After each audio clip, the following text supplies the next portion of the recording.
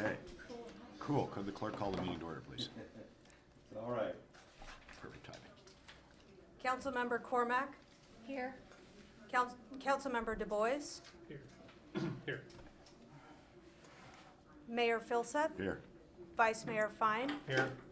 Councilmember Nis, Here. Councilmember Ku, Here.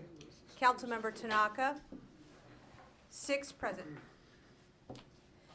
So we have, right before all of you guys is a list of each of the board and commission members that we'll be interviewing. So just as a little bit of a recap, the planning and transportation interviews are 15 minutes long, and the Parks and Recreation and Historic Resources Board applicants will interview for 10 minutes. So just Planning and Transportation Commission candidates will interview for 15 minutes. And then you'll see that you've got a few breaks here, and that's because there's been some cancellations with applicants. They weren't able to show up. So your longest break is, it looks like you've got one from 6 p.m. to 6:10, and then you've got one from 7:10 to 7:30. So like a 15, 20-minute break or so in between. And your first Would applicant. you say those just ones for? Just Sure. getting my pen. Oh, no problem. So your longest break, looks like it's gonna. The mayor has the cheat sheet. Okay, very good. Thanks. So your first applicant is here. His name's David Bauer. And then just going back to the sheet one more time, you'll see we tried to keep all of the board and commission interviewees in order, but there were some that weren't able to make certain times. So you'll see some breaks in between board and commission members. So just have to adjust a little bit. So David Bauer is waiting outside whenever you guys are ready. Come on in, David. Just keeping a receipt warm for her. Hey. Thank you for coming and doing this with all of the workload that you council members have. This is an impressive amount of time you're going to spend with those of us who want to be on the commission. So, Go ahead. I don't really have a prepared statement. I mean, I've been here before. I thought this year the Historic Resources Board actually made some significant headway on a couple of issues. The Fry's building, which seems to have slightly derailed the Ventura planning, but I think that our hearing about the Fry's building was a significant accomplishment for the board because the building is really unique in Palo Alto. It's virtually unchanged. And the hearing was enabled the board to explore that and actually share with the community the importance of that building. I'm optimistic that that building can be retained and that the Ventura redevelopment plan can be developed so that we meet most of the goals. But the HRB part of it, I thought, was a success. And then the other interesting thing that we did this year was the Castellea hearing. Fortunately, we only have a little tiny part of that project, and you have a much bigger part. At any rate, there was some information that came out there that I thought would be helpful to the community, and I hope to the board. So I guess the only other thing that I would like to tell you, since 6 of the 7 council members are here, we have a difficult time getting things done on the board because we don't have full-time staff. Amy is a tremendous resource, but she can't do everything. And filling in with contract work has been difficult and has not allowed us to move forward, for instance, on Mills Act or mid-century survey, which we need to do. So I'm here to answer your questions. Cool. So thank you for reapplying. Right? And, you know, we couldn't do our job without you guys being part of the effort, so much appreciated. Liz? Yes, you do a good job. It's Thank nice you. to see you. Could you do a little more background on Fry's? Because that was a surprise, I think, to many of us. Are we all on mic, or do we need to worry about being on mic? Are we all set? Great. And I think that was a surprise to people. Okay, so the So a significant. little more about the tomatoes and the peaches or whatever. What was most significant about that building is that it has been virtually unchanged. Now, that is odd for me to say because I remember vaguely when it was just board siding, and there was a picture in our report that actually showed the building, and then, of course, it was stuccoed. But inside, when you are in the building, what makes that building unique is the way in which it's constructed, designed with high ceilings so you can get rid of heat, and the Page and I Turnbull think report. we've probably all been in there too, Yeah, which is But good. it is really surprising to me to read that that's the way it was, has been since it was built. Now, that building, by the way, as you know from the report, is a succession of buildings. What makes this unique is that it is on the inside virtually unchanged, and on the outside, if you take away the automatic doors and the ADA ramps, which of course are needed, it's really the same as it was. So, and it's in the same place. The siding is still there. And if you want, there's a very good book about the history of that building, and sorry, but now I can't remember the name of the family that built it, but how significant that their business in Palo Alto was to the Santa Clara Yeah. Valley, the agricultural valley. Did you say there were some pictures left from there, from that time? There are pictures in the Page and Turnbull report. There were some, and then in this book, and I'll It's the book, yeah. get you. It's a small book, but Amy French gave me the name of the book. Okay, thanks very much. Allison first and then Tom. Tom has a hand up first. Tom first and then Allison. Thank you. Yeah, I just follow up on that. I mean, it's interesting, you know, Monterey has several of those canneries that they've, outside looks the same, and they've repurposed them. The insides are restaurants or stores, or whatever. Curious, so you've been on the HRB for 12 years. We're starting to have some discussion about whether we should have term limits or not. So I wonder what you think about kind of the pros and cons of that for boards and commissions.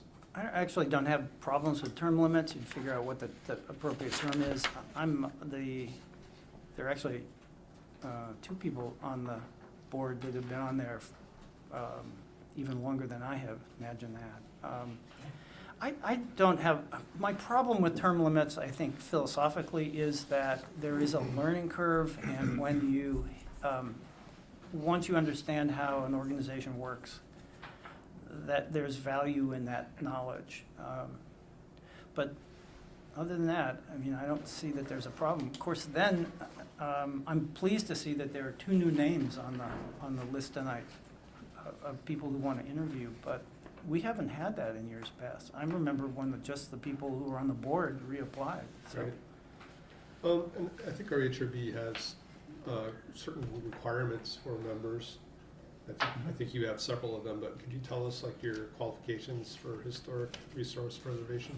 Right, it's the only board in the city of Palo Alto that is a state certified board, so what we do is, has the effect of having a state agency act. Now, that's limited, but that's a very difficult status to achieve, and the city worked very hard to achieve that. So we're required to have experience with historic resource,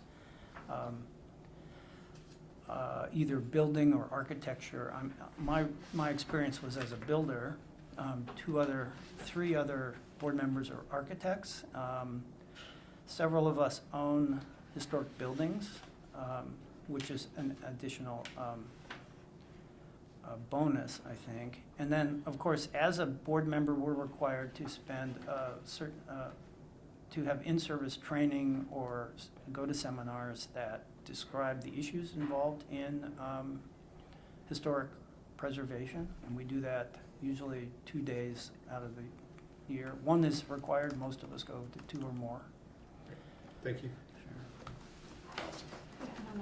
Sorry, I'm just gonna please turn It's us a pretty bit. sensitive, yeah. Okay. Hello, so nice to see you. I wonder if you feel that given the current makeup of the board, you're missing any skills or experience or approach. is there, separate from the requirements that you just described, that are detailed in the packet, is there any skills or experience that you think would be helpful to add to the board? Short answer, no. Because our focus is on historic preservation and what that means in terms of building preservation or landscape preservation, having the experience of either designing it or building it is really critical importance. So I can't think of another. New ideas, new people always add to the board experience. So. Great, thank you.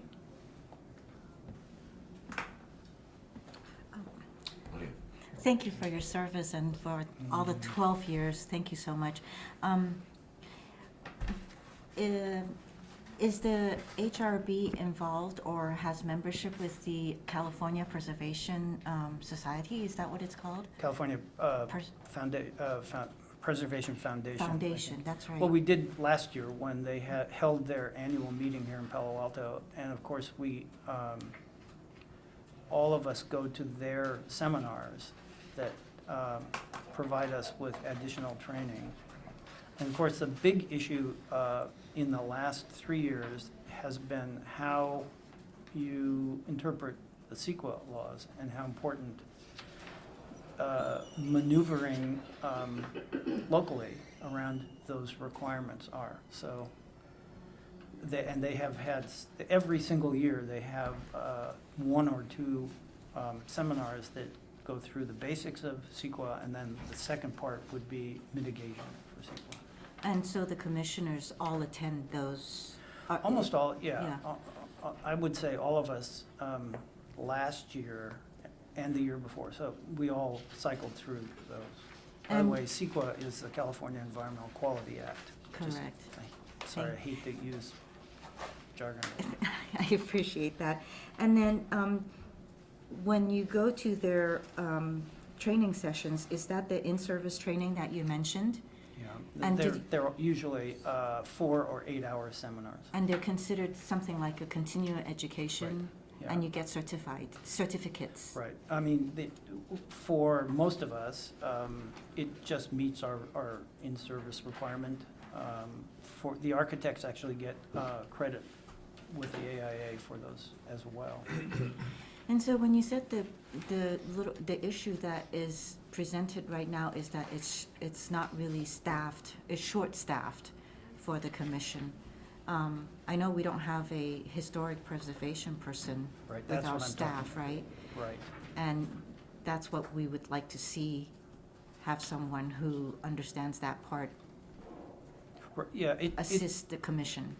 pardon me for interrupting. It's very important to have someone on staff all the time who can handle and review project applications from an historic preservation standpoint. The planning department has been using Page and Turnbull as an outside contractor, and that's they're very competent and very thorough, but they can't be there when people come into the development department and ask about historic properties that have historic characteristics might be considered California Register qualified, which interacts with the CEQA requirements. So, it's not that the city hasn't tried. The problem is that most people won't move here because they can't afford to live here. And, this is not news to any of us. Thank you for sharing that. Yeah. Anything in particular that the HRB could do better, right? I mean, with more resources, yes, okay, but, right?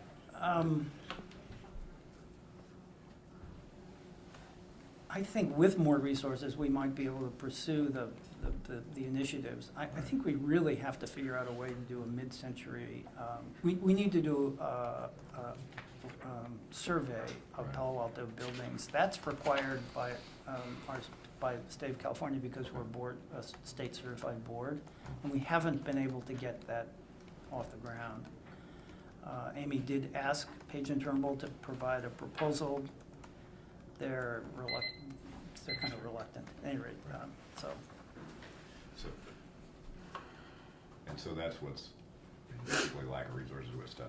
You know, we're almost finished with a Mills Act contract proposal for the council. And that's taken years, right? That's good, that's good. Well, we Percolating almost for a got there while. with Emily, the last historic planner. We got to the second to last meeting, and then she left, and she was such an important part. And I think we'll try to do this next year if I'm back on the board. Cool. Thank you very much for re-upping and coming in.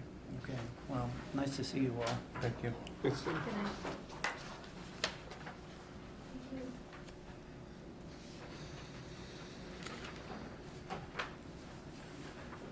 So Christian Pease is, Christian here? yes, Christian is here, and so is Adrienne Chang. I see. So if Deborah hasn't shown up, would you like me to bring her in after Christian? Yeah, I think so. Okay, So Christian's up next, right? that's right. So let's talk to Christian. No break? It's a break. Informal break. Yes, he's really good. Discretionary informal break. Yep. Yeah, They're almost in order. We just, she's and then all of a sudden one isn't. Good evening. Hey, Good hello. evening. Sorry about the geometry here. You're gonna apologize for the geometry tonight? Yeah, it's sort of the tribunal look here. We don't usually do this, but in this room, it's sort of how it's laid out.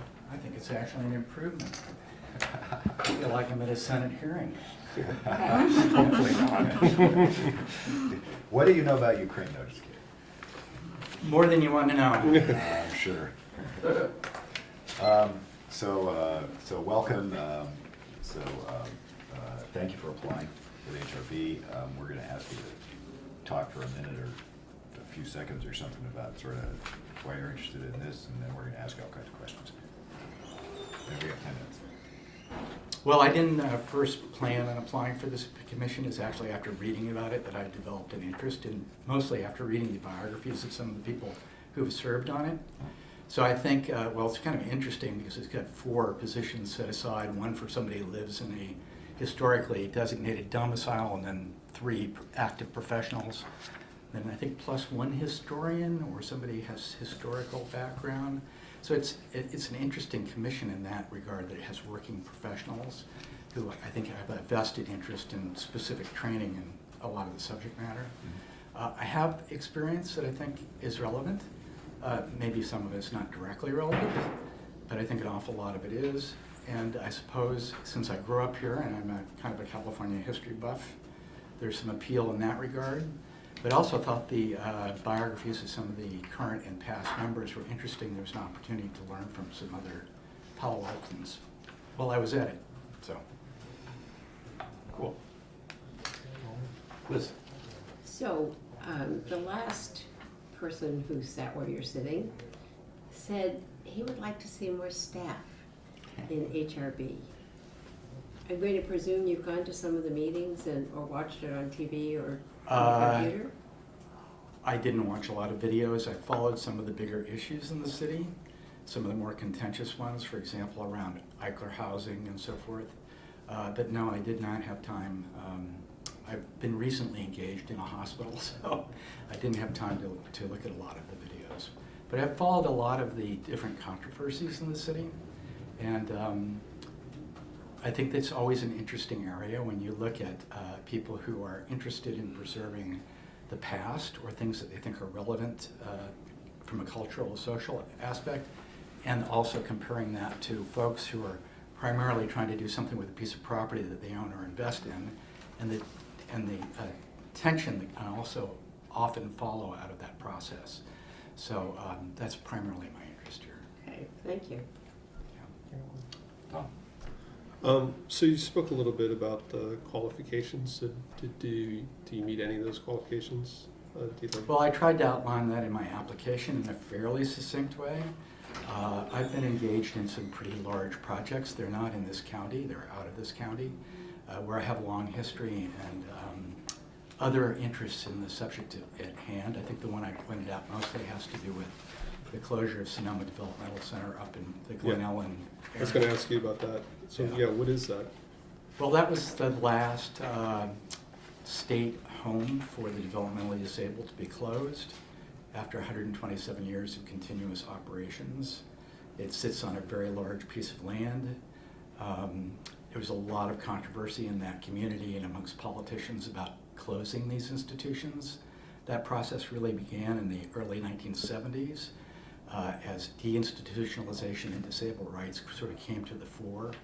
So this place finally closed down. It was about a 4-year process, and there was a lot of contention around it. And there's also a lot of people that are very interested in this particular location because it's 900 acres of virgin land. So could be either appended to Jack London State Park. There's a campus with about 100 buildings on it. Many of them date from the early 20th century and before. And they're going to have a public-private development effort because the county cannot afford to develop this property. So it's a very complicated situation. And I was involved primarily from the standpoint of disabled rights folks in the local historic societies. And I helped shepherd through the closure of that, which included a lot of, for lack of a better word, healing kind of processes with the community and the various stakeholders that are involved with this property. This thing is going to play out for another 2.5 years. And it's actually in California, a unique situation because the state has continued to fund the maintenance of this property while Sonoma develops a plan to fund and do something with it. So it's, in that regard, I don't think there's many big situations like this that have existed before or since. So you mentioned, documenting a lot of things. Yeah, how is that done? I'll give you an example. Right now, I'm leading the effort to restore and provide a memorial for the historic cemetery there, which was closed in the early 60s. There's about 2,000 former, they were inmates when they were admitted in those days. Patients, residents, names changed through the decades, who were interred there. Many of them were subject to the vagaries of the eugenics movement, so most of them were sterilized involuntarily and buried on the grounds. So that piece of property sort of fits in the center of a much larger set of issues, but it's unique because it is a historic site. It will never be built on, it requires certain maintenance, and almost all the traditional cemetery sites for these kinds of institutions have heretofore had a memorial built. And so I'm working on spearheading the funding of that and the design of that memorial. And it's a little complicated because the state General Services Department still controls the land, and we're trying to define the boundaries of that property before it devolves to the county so we can move ahead with our planning and fundraising to do that. And the last question, do you live in a historic home? Or? Did I live in a historic Do you home? now? I'm just No, asking. I don't. Okay. 1994, maybe. At some point, it'll be Yeah. a stick point. Thank you. So actually, on that last point of more recent history, I was pretty interested in your answer on compadres and kind of interested in that and how there may be changes happening here. How can we quickly and efficiently document some of the history that we're losing? And the other day I was having coffee with somebody and they were asking me oh, where did Facebook start around here? And I'm like, oh, it's just over there. And I'm like, what do you think about that for some of our quote unquote more recent history? How the HRB might approach that? Well, I don't know what you mean by recent. Is that more than 6 months and less than 20 years? Call it last 50 years, I don't know. Well, I think that's probably a good idea. Palo Alto seems to be developing sort of a historic base and a constituency for preserving some of those materials. I picked out the Campos development, which I did not follow closely, as an example of something. To be honest with you, I'm not even sure if it's entirely relevant to the task at hand for this commission. What I saw was it emerged late in the development of that property, that it was an adobe building, it had a certain provenance to it, there was murals in it. I used to go to it when it was a Mexican restaurant. I remember the hardware in that room, and it was quite elaborate. So there was a situation where I don't think, the train had left the station. I think the overwhelming will of the city was to develop that into housing, but this suddenly looked like a roadblock to that development, and it could very well have been one, sort of like Fry's is now turning out to be.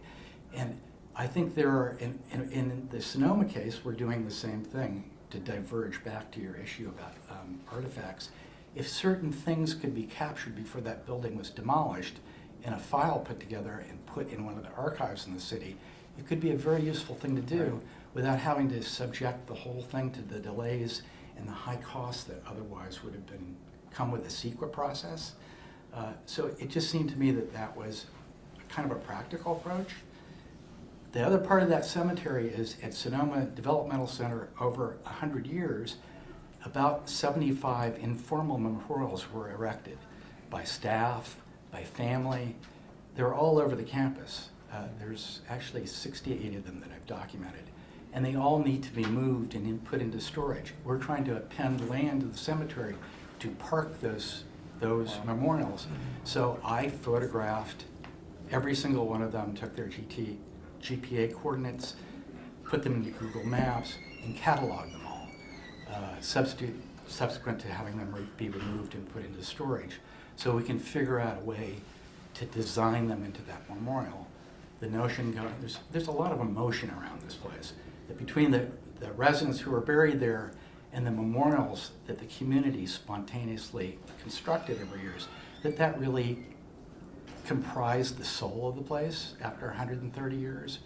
And it's on a very nice pathway up to Jack London Park.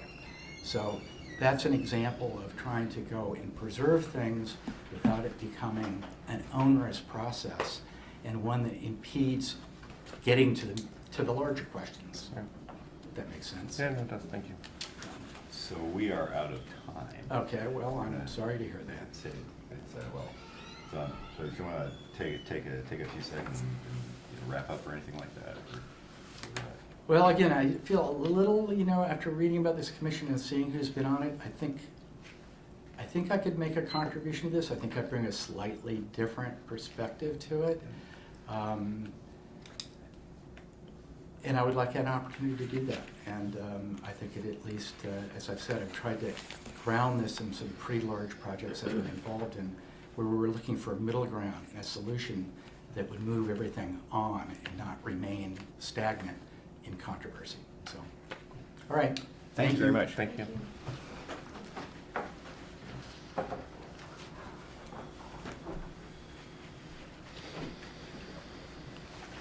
Thank you for coming. Take care. Okay, we'll be in touch with you. Thank you. So Deborah Shepherd is not here yet, but Adrienne Chang is waiting outside, so what would you Yeah, why don't we bring in Adrian? bring, okay.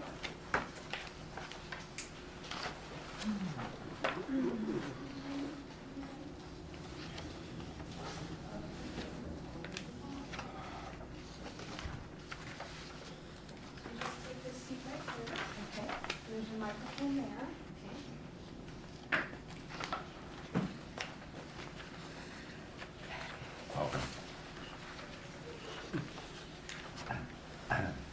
Thank you for coming in. Thank you. And thank you for applying. Right? So what we got 10 minutes, and what we're going to do is we're going to ask you to take 30 seconds or a minute and sort of talk a little bit about how you got interested in doing this, and then we're going to ask you all kinds of hard questions. Okay, I do prepare open statement, so I'm just going to read it, okay? Super. Yeah, Honorable City Council and the Mayor, my name is Adrienne Chang. I'm a CPA and IRS enrollment agent. I moved to the Bay Area in 1990, right after finishing my MS Accountancy and MBA in Houston, Texas. I started my professional career since then, and my experience will involve serving high-tech companies and recently venture capital business. Aside from my profession, I have been actively serving local community. During the past 15 years, I have been a board member of Palo Alto High School, PTSA, in charge of hospitality, parent education, and graduation committee. Being a parent of 2 students who are Pali graduates, I'm very proud of our stellar school. Leading the local sister fellowship at local church, I have the chance to interact with women from all walks of life. I enjoy having the opportunity to work with individuals and organizations at all levels throughout our city. In my leisure time, I hike with my hiking group regularly in local parks and trails. I have great concern about how to maintain and improve our natural environment for the best use of our current and future residents. In addition, I'm proud of the diverse and inclusive community of Palo Alto and passionate about serving them. Thank you. Allison? So my first question is, what's your favorite park in Palo Alto? We like Hill. Great. It's always empty, and we can do all kinds of things. And we have the, it's just a luxury that we have this to our own, and they look out and they have the top of the hill and the little trails, and actually our family and our churches and our schools, we have a lot of fun time over there. Yeah. Great. So have you had an opportunity to watch some of the Parks and Recreation Commission meetings? They've actually talked about Foothills Park many times this year, for example. Yeah, well, but I was watching the video, Okay. and I noticed that there's some citizens come over and they want like certain change of their neighborhood parks, and we have 35 parks and facilities. It seems each have their different little problems. I thought this commissioner job will be about like to resolve some issues. Yes. I haven't heard the Foothill Parks issue, but I saw a 5 plan about Foothills, and obviously with the drought we are having, and this is the top issue, we should protect our that particular beautiful park. I mean, wildness. Okay, Yes. thank you. So following up on what you said, the kind of the bottom line question is, and has been for many years, should we open Foothills Park to other cities or to, say, school districts, or in some way shall we open it up? Right now, you can walk in anytime. The issue has to do with cars. So it really has to do with cars on weekends. So is that something that you've thought about? And if you haven't, just say, no, I haven't addressed that yet. But that's going to be a big issue for Parks and Rec. And some of them have taken a position on it. Well, I think we should have some tryout, like for example, we can have like a guest take. Probably that's what we're doing. Take like certain number of the guests, and the host will be responsible for like these visitors, like keeping like the park safe and clean when they're taking that. We can try with that. Eventually, to open to the general public, I think we probably need to have some census from the overall residents of Palo Alto. Okay. Yeah, that's my position. Yeah. Thank you. Okay. Tom? Yeah, the other part about Parks and Rec is recreational activities. Right. Yeah. I wonder if you had any ideas for things, programs for youth in particular, or teens? For youth. Well, I was involved because my youth. I was involved in a program called Neighbors Help Neighbors. I don't know, have you heard about that? So I have this idea, like, because I live in downtown area, and we have a lot of senior citizens. I'm thinking, like, I was just actually thinking about yesterday. We could like kind of promote, design some program that we will connect neighborhoods and like essentially the idea is like neighbors help neighbors, like a similar program, and in downtown area probably like adopt grandparents. This is like old tradition, but this is what I will kind of promoting and gear towards. Yeah, the other Yeah. thing you mentioned, so we do have like the Friends of Palo Alto Parks, which helps raise some money. Yeah, Friends of Palo Alto Park Right. and You, Friends you of mentioned in your application that you'd encourage donations. How would you do that? As a board member at Palo Alto High School, I initiate various program for sub-community. We did that through fundraising or encouraging we have many corporate companies in downtown Palo Alto, like for corporate sponsorship. Also like, like the selling, you donate and you sell like buy and sell you donate the goods and you sell for the proceeds, and yeah, different ways of that. Of course, this for the city is broader sense than a school, but yeah. Good, thank you. Thank you very much for applying. It's nice to meet you.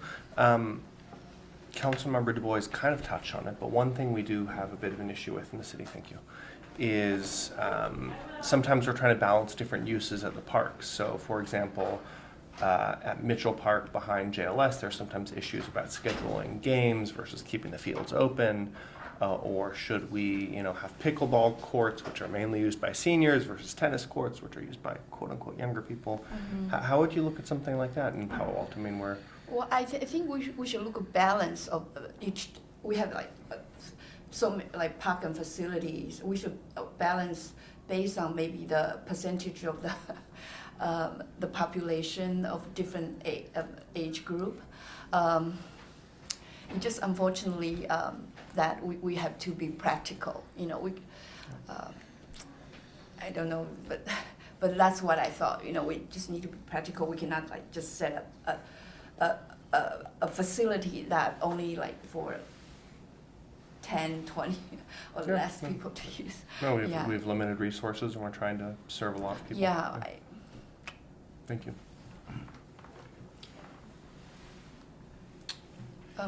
Well, I do have as a flyer I want to share with you that I have a chance to. The president for you. Okay, thank you. Yeah, for this summer, I just actually this is the main purpose. Another purpose I was here today. To kind of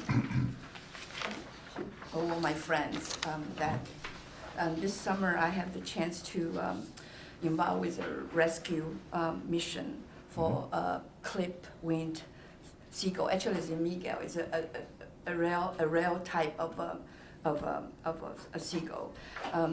Without turning the seagull to animal control, because we was advised that she will be put to death.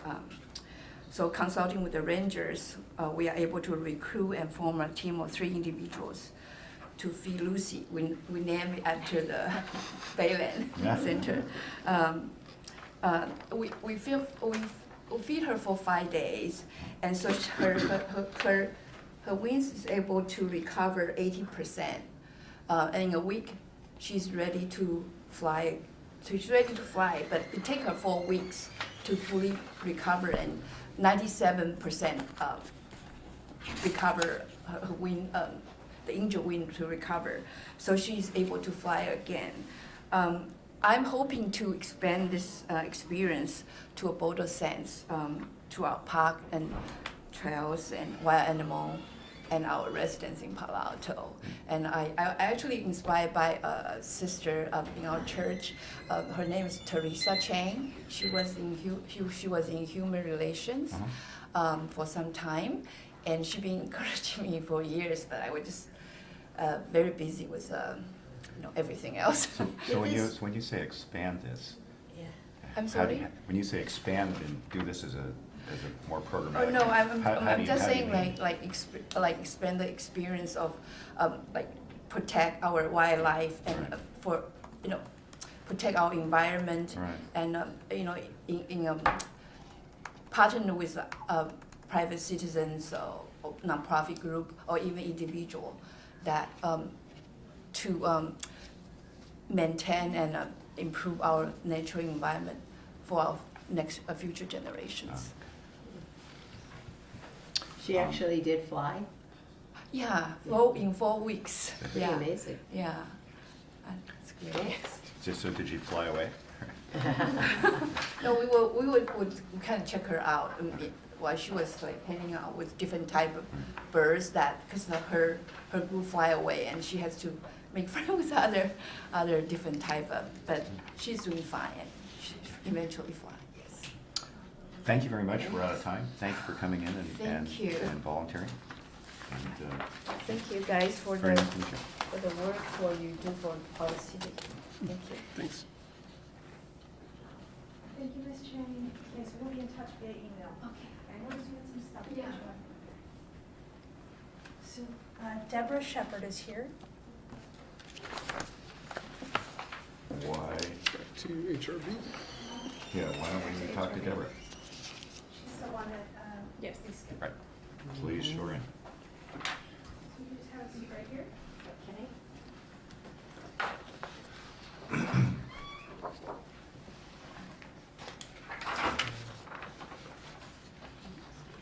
I'm sorry, I was here, I was in the wrong room.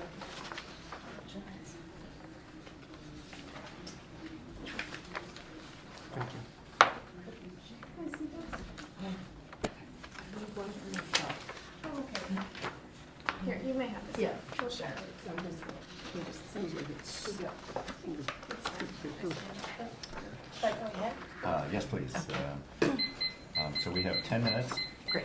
And if you could, Shoot. first of all, thank you for reapplying. Yes. If you could spend a couple minutes talking about sort of your interest in this, and then we'll ask you questions. Okay, perfect.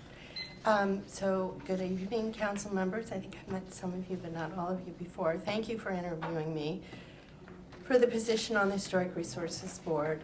I have been filling out a previous member's term, so I've been doing this, I think, for 17 months.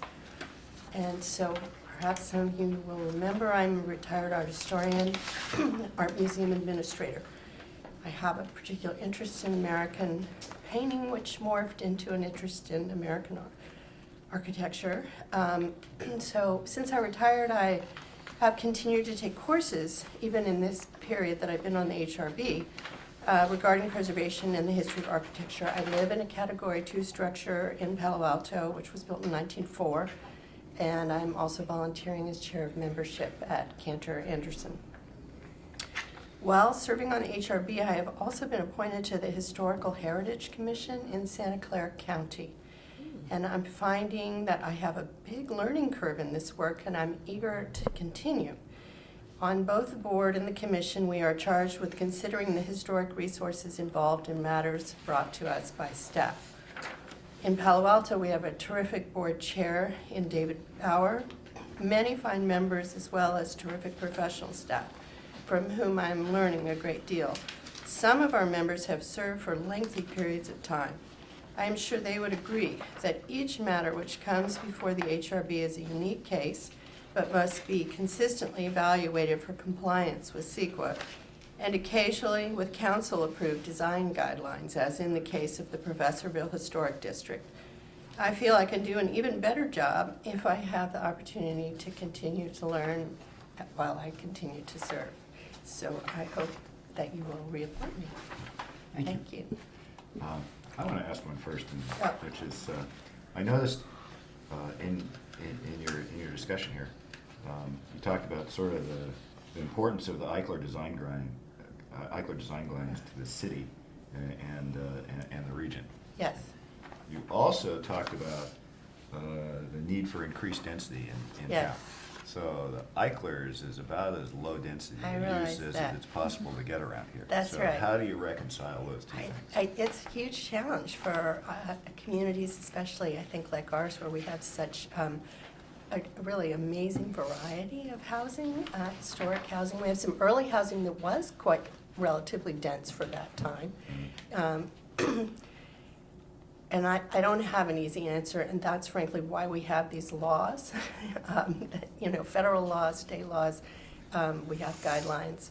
I'm trying to think of good examples. I mean, I think, you know, one of the things we're all going to be looking at is the Fry's site, and I wasn't able to attend the one meeting that we've had. I've asked for an opportunity to tour, and I'm trying to do some reading about the entrepreneur that owned the cannery, but obviously that's an example of a site where there is an opportunity for density, but we also need to educate ourselves and be mindful of the history there. Glad to. Was, So, because it is on page 3 on your application, Yes. that you mentioned the long-standing question around Foothill Park. So I've noticed that you, I don't think that was me. HRB. Yeah, she's up here, sorry. yeah, well, Historic resource. I'm sorry. That's all right. I won't ask you that question. That's all right. I I wasn't remember- going to be able to answer it. Because I remember interviewing you before. Yes, so- definitely, So we let's switch back to Okay. history. So of those, one of the things that we've said to the parks people is, what parks do you like the best? So for you, what houses do you like? What do you think are our best example of historic houses? Oh, gosh. You know what I actually personally like is I like all of our duplexes. I think they have character, and I think that, you know, in building in the last few decades, we haven't been very clever about creating some of the light and privacy that a house can offer, and yet letting, you know, more people occupy the same space. So that's something that strikes me when I'm walking around downtown in Palo Alto every day. Thanks. Okay. Good question, Liz. We're debating that down here. Um, Tom Fulbell. So I know you've only been on 18 months. One Yes. thing that council's been starting to think about is whether we should have term limits on boards and commissions. Oh, I think it's an excellent idea. I was going to ask you, what do you see as the pros and cons? Like you mentioned, Yeah. there are some people have been on here a long time, but they That's also right. have a lot of And expertise. so I'm conflicted because they are wise. And some of them professionally have an expertise to start with. You know, they might be developers or architects, and that's helpful. But that said, the challenges are evolving in the city, and it's good to have fresh, I think, voices on the and I'm an example of someone who only moved here a few years ago. I started restoring my house probably 9 years ago, and was renting it to families who wanted to be in the school system, and now my husband and I are living there. But this has been an incredible opportunity for me that I didn't really know how to find all the years I was living in San Francisco in terms of how to get involved. So I guess term limits, if they were generous, it could be a compromise. And what have you felt like you've been able to accomplish since you've been on? I have to say, it's a little frustrating. We don't meet that often, and the staff is short-staffed, and they don't always have time to bring everything to us. We don't have an historic planner. So, you know, we've looked at, I learned a little bit about Castellea. I knew nothing. I have, you know, no stake in that, and, you know, we'll hear more about that, I think, in terms of historic resources in the community around the school. I worked on one really small example that I found satisfying was a home in Professorville, which was only built maybe 20 years ago and was newly purchased for a staggering price. And the new owners wanted to tear it down. And, you know, we read through the guidelines and, you know, in general, we're not looking for opportunities to tear down houses in Professorville. But this house wasn't an old house, and it wasn't consistent with the guidelines at all. It had nothing in common, actually, with the other houses. So they presented plans, and we suggested some very specific changes to the plans because the architect had missed some opportunities in terms of things that were very clear in the guidelines. The windows on the street facade were totally wrong, and I don't know, they just were, everybody in the group was able to tweak it a little bit without getting into somebody else's business.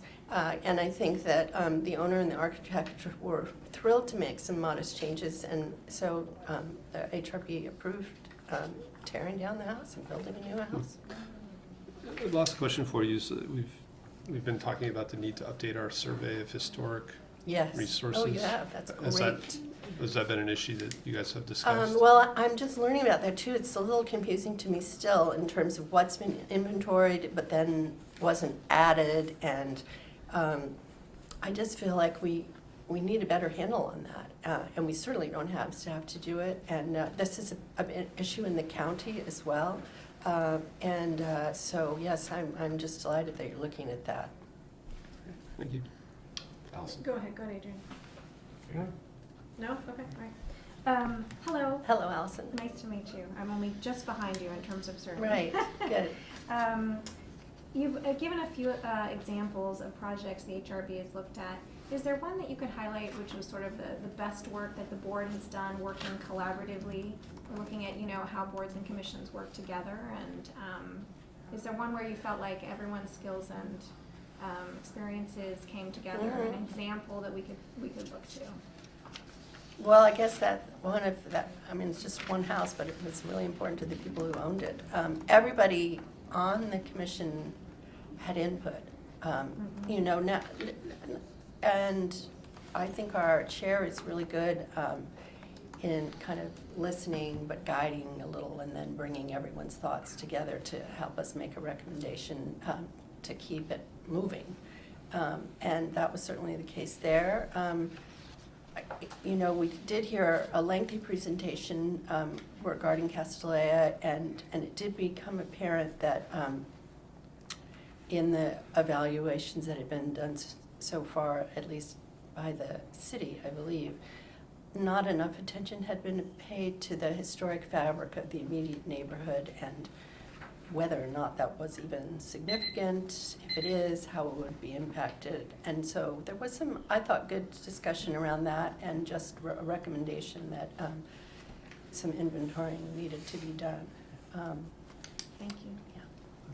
So we're out of time. Okay. So you want to Great. have any closing remarks or? No, Okay. that's it. Super. Thank you very much Thank for you. Thank reapplying. and you all thanks for coming. your service. And thank you for giving us that. Yes. Okay, so we are now at one of the gray bars on Yes. Kim's agenda here. So the Yes. next one is Ryan McCauley, Yes, Parks and- and Rec at 6:10, is that? Yes, and he is waiting outside, so he's ready whenever you guys are ready. What do you guys want to do? You want to? Let's do Let's it. a keep break, going, or- take a break if somebody doesn't show, for Lisa Love. Guys okay with Let's that? do it for a bit. Louise showing Ryan? Okay, I'll show him right in.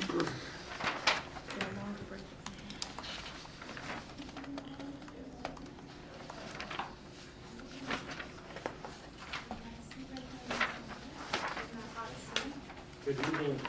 Hey, Ryan. Thank you very much for reapplying and doing this. Absolutely. Good to be with you. So, we got 10 minutes, and so if you could, maybe take a few seconds at the beginning and sort of talk about your thoughts on Parks and Rec and coming back again and so forth, and then we're gonna grill you. Okay, perfect. So I'll talk just for a moment about my approach generally. I try to listen first, learn about an issue, understand it, kind of digest what the different dynamics are in any given issue, and then build consensus around where we can find consensus. And I think that the Parks and Rec Commission has been really successful in the years that I've been on it, the first 3 years here. And I'm proud of the work that we've done. So that's a large reason why I decided to reapply, is that I think we've done some good things and want to keep up the progress that we've made, and hopefully do some other things that will improve the community for us. We've got amazing parks in Palo Alto, something that I'm proud of as a Palo Alton, and something that I definitely feel invested in. As I, forgive me for being retrospective and philosophical for just a moment, but as I, look back at my life and career, I probably should have been a park ranger as my career instead of being a lawyer. I would, on a daily basis, much more prefer to be out in the outdoors. But nonetheless, I am here where we are, and you are all here where you are. I'm happy to be here and happy to contribute on the Parks and Recreation Commission. The other thing that I've enjoyed about the Parks and Rec Commission, and something that I try to definitely follow through on, is to be committed to the background, to understand the details of issues, work through the committees. I'm on 4 committees of the commission, which are all pretty active ones. And I enjoy that, diving into the details and trying to get it right before it gets to the commission and before it gets to you all. So thank you for your service. Thank you for reapplying. You and your colleagues have been pretty instrumental in opening up this discussion about Foothill Park, and whether we should open it up to a broader range of public, not just Palo Altans. And sometimes at council, we cite this as an example to other commissions of like, hey, look what Parks and Rec has done. They've opened up a new issue. They've expanded it a bit. They've tested the waters and brought it to council pretty soon. I'm wondering if you can just expound on that a little bit. Like in that process at Parks and Rec, what's worked well? What do you think has not worked so well? Yeah, so I actually think, and I'm not trying to give ourselves a compliment, but I think it's an example of good government, to be honest with you, that we started out with just a general premise, right, which is that we've got a situation in Palo Alto Foothills Park which is unique. And I think that it's honestly probably engendered some bad faith with other communities over the years. And I know that there's a very long-lasting debate about this within the community, right? So appreciating where we are, appreciating the concern at some level, and thinking just broadly, are there better ways to do what our real goal is, which is to keep Foothills Park a very special place, maintain that special character. And so I've mentioned to my other commissioners that from my perspective, our current policy of excluding all non-residents is a pretty rough policy, right? In terms of the goal is to make sure that it's prioritized for Palo Alto's use, and also to make sure that it's not overrun in some sense. But are there ways that we could do that, still accomplish those goals, and protect the ecology of the park, but use 20th century or 21st century tools in order to get there? And I think there are. So that's the initial premise. Broad conversation. What's the best way to find consensus on this issue? Make sure that we are always keeping the main goal in mind. And then we dove into the data. And once you dive into the data, it's really interesting. There's 60 plus years of visitation data for Foothills Park. So the days that are busy, the days that are not busy. And it's amazing. You look at the historical trend. So anyway, given that data, you can make some data-based decisions, which I think is absolutely the right way to go. And then the last part that I think is really important is that we put this through a committee process. It's been in a committee for over a year, talking about the right way forward, potentially. We went through a very public process. We had 3 different public meetings, lots of speakers who came out and spoke on the issue. And interestingly, it was somewhat revealing to me, at the very first meeting where it was just, should we do something with the current policy at Foothills Park? We had a lot of folks who I think kind of had knee-jerk reactions, totally understandable, and it was an open-ended question. We took the comments, though, from that meeting, and we started to, actually put something into writing that was a little bit more concrete.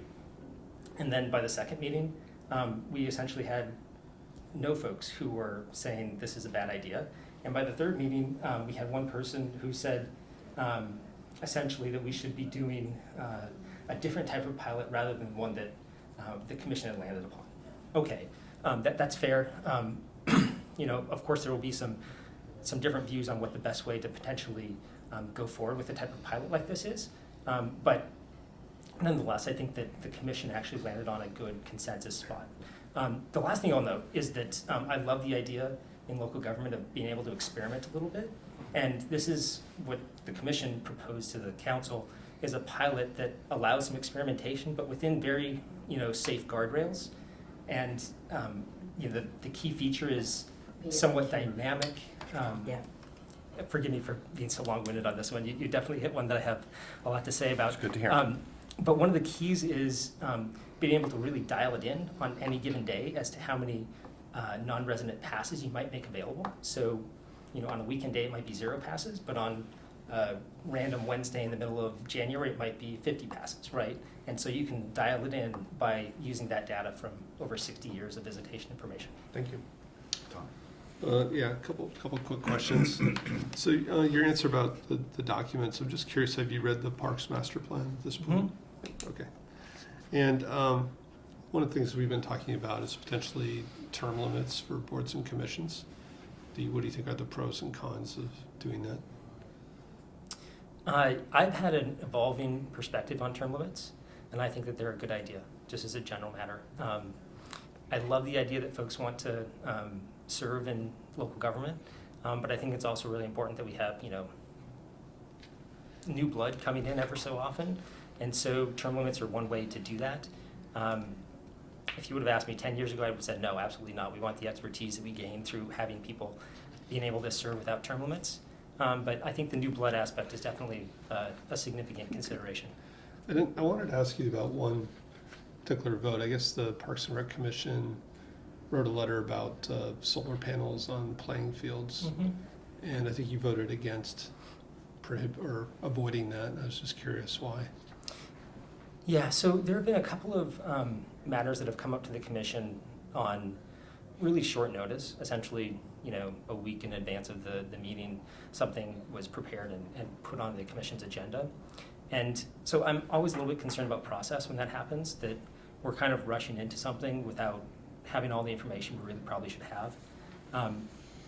Second, as it was originally drafted, that particular letter to the school board, it didn't sort of recognize any, what I think are the important values that we'd want to express about renewable and sustainable energy. And so it was, the issue, by the way, in case anyone's not familiar, is that the school board or the school district was planning to place some solar panels in an area, and they had actually placed solar panels already in an area that would affect playing space. Right. Which the city Playing field pays space. for and maintains. Yeah, right, absolutely. So anyway, it didn't express the idea that, of course we support solar energy. We want to see the community move in that direction towards renewable and sustainable energy wherever we can. And so those were two of my concerns on that one, is that we didn't actually understand what the issue was at some level and what the school district was considering or contemplating at that point in time. And second, that I was worried about sending the wrong message on renewable and sustainable energy.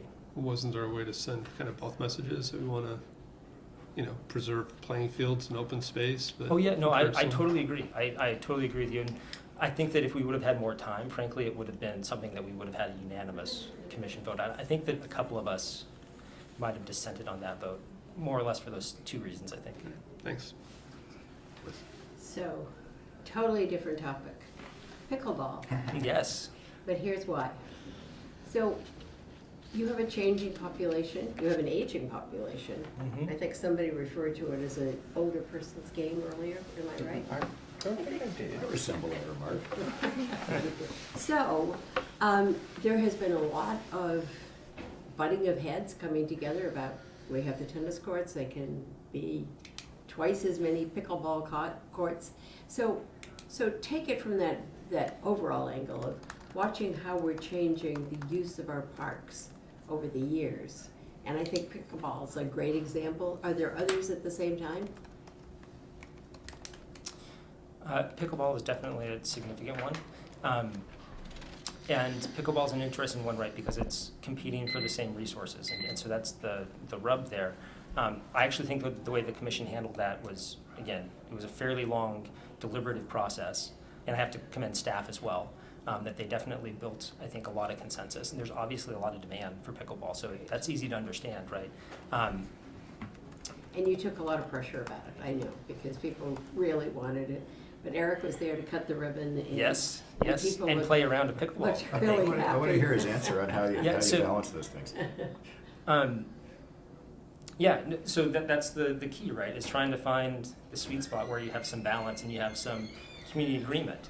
And it's not easy necessarily. I think though that by allowing people the opportunity to be heard, to essentially validate the fact that you are listening to their views, at the end of the day, maybe there's not going to be a resolution that they're 100% happy with, but if they're 80% happy with it, and if we have others who were, really upset about the situation, and now they're also on board at some level, I think that at the end of the day is a compromise that is appropriate. And so it comes back to the process, I think, in large part. So I do think that that's very important. But to your question, which was, are there other areas where we should be thinking about, what's next for our park system?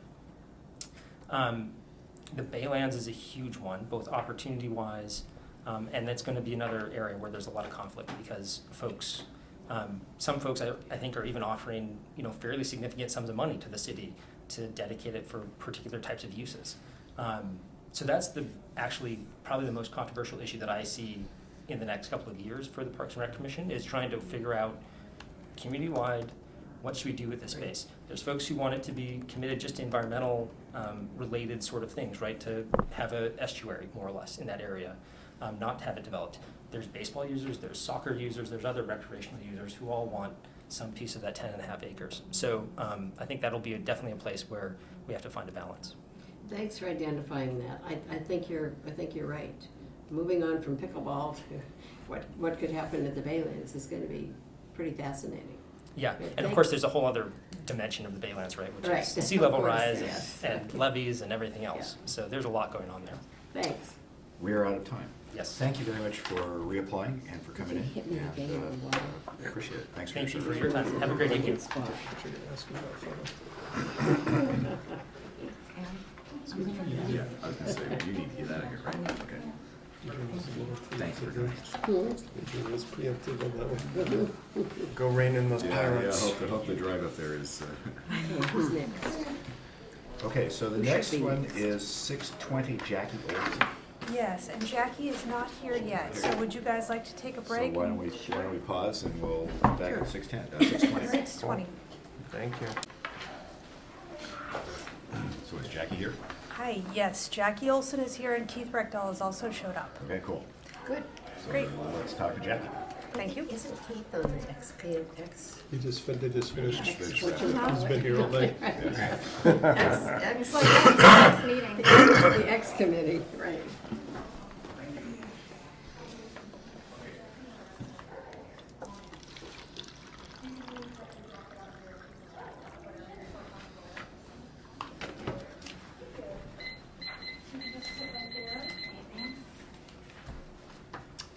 Hi. Hello. Welcome and thank you for applying and coming in. So we have 10 minutes and we're gonna ask you to maybe take a minute and sort of talk about how you got interested in this and so forth, and then we're gonna ask you all kinds of hard questions. Great, love it. Welcome. And thank you all for having me here today. I moved to Palo Alto about a year ago from San Anselmo, where I was on the Parks and Rec Commission there for about 3 years. And it was probably the most gratifying thing that I did outside of my work life, other than my family life. And for that 3 years, 2 of it I was commuting from Marin down here to work in Sunnyvale and Cupertino, partly because I did not want to leave my Parks and Rec role there. And so circumstances happened in my life where I just thought, okay, I really need to spend less time on the road, move close to work, and really, use that time to spend with my family as opposed to on the road. And so I moved close here to Palo Alto, and I think the day I arrived, applied to the Parks and Rec Commission, and at the time there were no openings, and so I was really happy to get the call that there was a new application process starting, and that they still maintained my records and would consider me. And so I'm really happy to be here today. I am deeply committed to the communities in which I live. I think in the 3 years I missed 1 commission meeting, so I am a person who will show up. And I think some of the things that perhaps are things that I would like to focus on for my candidacy is that I am experienced in this type of role. I also worked for the County of Sonoma for 3 years in the County Council's office, so I have an understanding of the Brown Act and Public Works and things like that that sometimes play a role in what we're doing in the commission. I also have a vested interest. I have 2 small children who are consumers of recreation activities here in Palo Alto. They enjoy many of the programs. I'm sure we will learn and discover more. There seems to be quite a highlight on acting for children here, which we really haven't taken advantage of. We haven't had access to before, so I'm really excited to looking into some of those programs. We love all of the parks. I do believe that park and rec programs are sort of the welcome mat to so many people who come to a new community, particularly those with small families. So I think it's a place to really focus on as a community, to the extent we're trying to serve new family members or folks who've lived here a long time that even as they're sort of aging and looking for community involvement, there's some really great things that we can do. I have a number of different talents. Because I am a lawyer, I've worked in the county space. I used to be a nurse. I have worked in healthcare quite a bit. And I am the type of person who has that can-do attitude where I really try to roll up my sleeves and, you know, I am not above getting in there and getting my hands dirty with all kinds of really basic work. I'm also happy to lend any sort of legal advice that I can to the commission or to the folks here in the city. And I am just very enthusiastic to participate, and so I do thank you for having me here today. And I'm open to any difficult questions you might have. And now I just think you sound like the Energizer Bunny. I can't believe it. All that commuting, and you have a nursing background, I do, yes, and you're an attorney. yes. You've been busy, and 2 little kids. 2 little kids, and I'm a foster parent. I didn't mention that. I'm a foster parent as well, yes. Anything else we need to know? Not okay. that I know of yet, but feel free to. We'll ask. It's the first time I had realized that these were genderless applications. Oh. Because I was looking for Jackie, Yeah, and he didn't walk in. no? It's so funny. I thought, oh, some guy. So, because you have already done this in Marin and in San Anselmo, what can you bring from that experience to us? I don't know how different we are. I don't know what the population of San Anselmo is. I'm guessing 25 to 30,000, somewhere in there. And we are 65 plus. Yeah. So also a demanding community, I imagine, in San Anselmo. Little demanding, yes, which we learned on nextdoor.com on a regular basis. I'm sure you have that here. So San Anselmo is a much smaller community. It's about 17,000, and for its size, it certainly has a very invigorated population, and particularly around things that get more politically charged. We have this beautiful park called Memorial Park that that was in competition with a flooding problem in Marin. And so we had a ballot measure to try to redo Memorial Park and allow for flood drainage. And boy, was that a hot topic, because this community had built this park. I mean, the playground structure is literally made by hand by the parents in that community. And so, you know, I have, from that I learned a lot about the political process. I learned a lot about these sort of canaries in the coal mine, about where your problems are going to be. You know, next door is a great place to see how people are feeling about things before they show up at your meeting in droves and talk to you about it. The programs there were significantly different. I think there's a lot more opportunity here, a lot more facilities, a lot more programs to work with. You know, there was a big focus on young kids. There's a big gymnastics program. Here it's sort of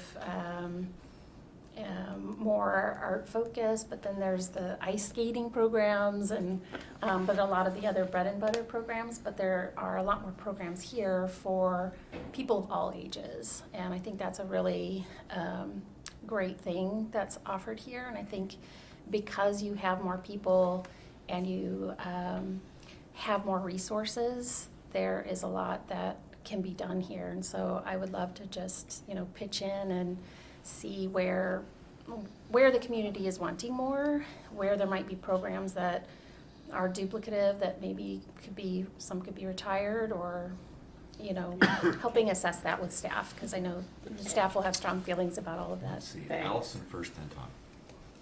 Welcome, thanks so much for applying. So I was interested in your answer about getting people outside during the full continuum of their lives, because yes, we have lots of families with young kids here, but we also have an older population. So what changes do you think we could make to our parks and programs to get more people outside? Yeah, I think there are so many spaces here that could be used, and I've noticed, particularly at Mitchell Park, there's a big Tai Chi community that kind of does that on their own, I think, right? But even formalizing that a little bit more, or advertising, or, that's something that's simple. Bocce is something that's sort of a loved program and easy to install, good for anybody, all ages. I think educational opportunities, I think there are a number of educational opportunities you already have, but maybe taking some of those outdoors, gardening classes, things like that, I think would be really interesting for people. But also maybe even just surveying folks on, what don't we have that you really would love that would get you out? So far, the answer we get to that is a cricket pitch, but they're very large. Oh, that could be fun. Tom. Couple quick questions. So are you currently at Apple? Or I am. Previously? Okay. Yep. And it looked like you hadn't read like our Parks Master Plan or our comp plan. I have not. Have you watched a Parks and Rec meeting in Palo Alto? I have not yet. Okay. We actually don't have many people in Parks and Rec who have kids or teens. And I'm curious, like, what are there youth program ideas that you have, or things that we don't do that you think we should do? Sure. I really loved gymnastics. There are not that many programs around, even privately, here, that I think if there were a deal that we could do with Stanford's gymnastics program that's super close, I think that would be a great addition, because it is something for these young ages that's really valuable, just learning how to fall and balance. I've seen some other local communities here have climbing programs with Planet Granite, for example, that I think could be interesting. But I think you have a pretty good broad array of programs. I do think some of them seem to be, there are a lot kind of in that acting space that maybe, I don't know how well they're utilized. I'd like to, maybe see if that's something that's sort of kind of over-calibrated on potentially, but I don't know. Maybe there's a big love for it. There is. I think we have the oldest children's theater. Yeah, I mean, it's amazing. The children's theater is amazing. There, you go to those pages in the guide, and it's quite robust. We are out of time. Okay. So if you want to take a second and conclude or wrap up or anything, or we'll thank you for coming in. Sure. I just want to thank you again for having me here. I don't know if I would describe myself as an Energizer bunny. I appreciate that description. But I do, I would love to pitch in and help in any way I can. And so I really thank you for having me here tonight. Thank you very much for volunteering. Yeah.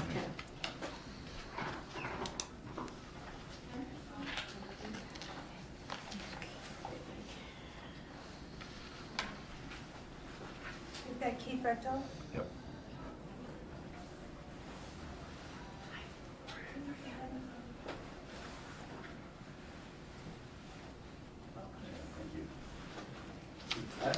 Hello. This is the Energizer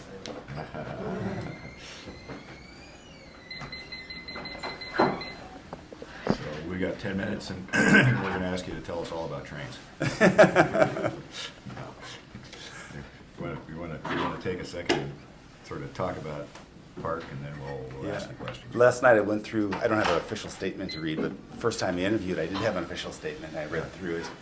And it actually still resonated to me. I talked about all the different things that Palo parks can do.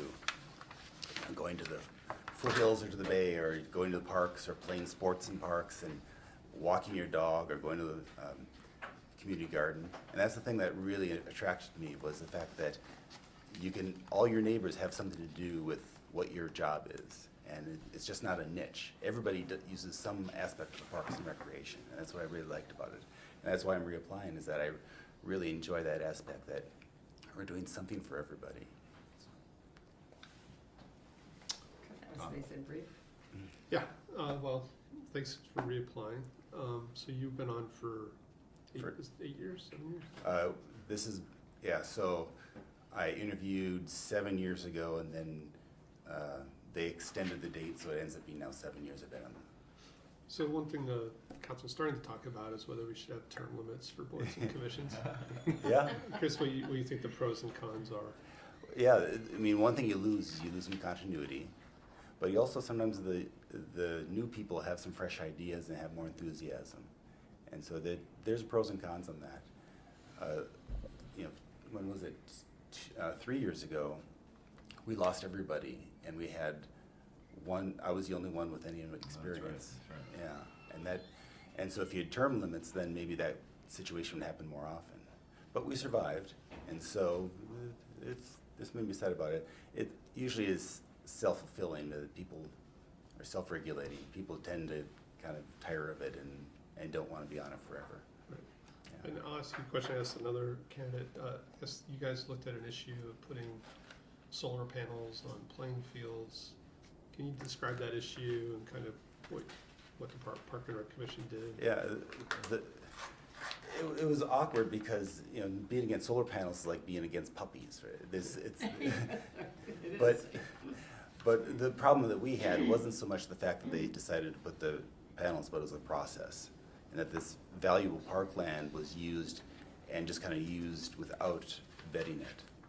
In particular, the fact that the school district has places like parking lots or on top of the rooftops that aren't being used, that you could incorporate solar panels and not have to sacrifice any playing fields. So it wasn't so much the fact that you either had to choose for playing fields or solar panels, but you could have had both with some thought process. And that's why community input, the Palo process sometimes is very painful, but this kind of stuff catches that, or that catches this kind of stuff, is that having ideas vetted usually makes the ideas better. Thank you. So, I'm so impressed, because I know you just walked out of another meeting. Yes. It was intense, and you've been at it since 4 o'clock, so thank you. If you look back on this 7 years, what do you think you've done that has made the most difference in our community? Well, And I loved reading about your kids and your bikes and so forth, but what kind of stands out as well? I'm so glad I was there, because I made a difference in that particular arena. Some of the things, for example, when we were looking at El Camino Park, that went through a lot of iterations, and one thing we really wanted was lights on there. Because once we put turf in, and the ability to put lights there means that, especially in the wintertime, without lights, you're not going to use that very much. And so push for that kind of stuff, that when I drive by there at night and see the lights, that makes me happy, because that's a perfect spot. There's very little neighborhood, especially now with the blinders on. And they play all night. They play, well, till I think 11 is the latest they can go, but we get a lot of use, and especially,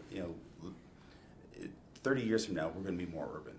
We have to make the most of what we have, and so extending the hours of existing parks is like having more parks, so that's a good thing.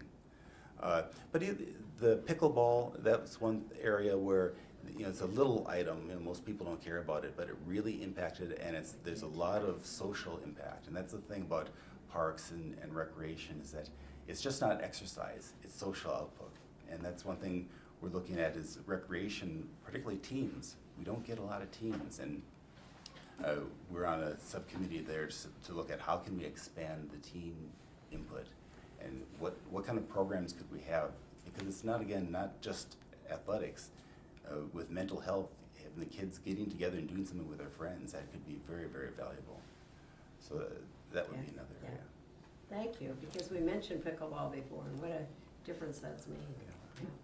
Allison. Mr. Reckdahl, hello.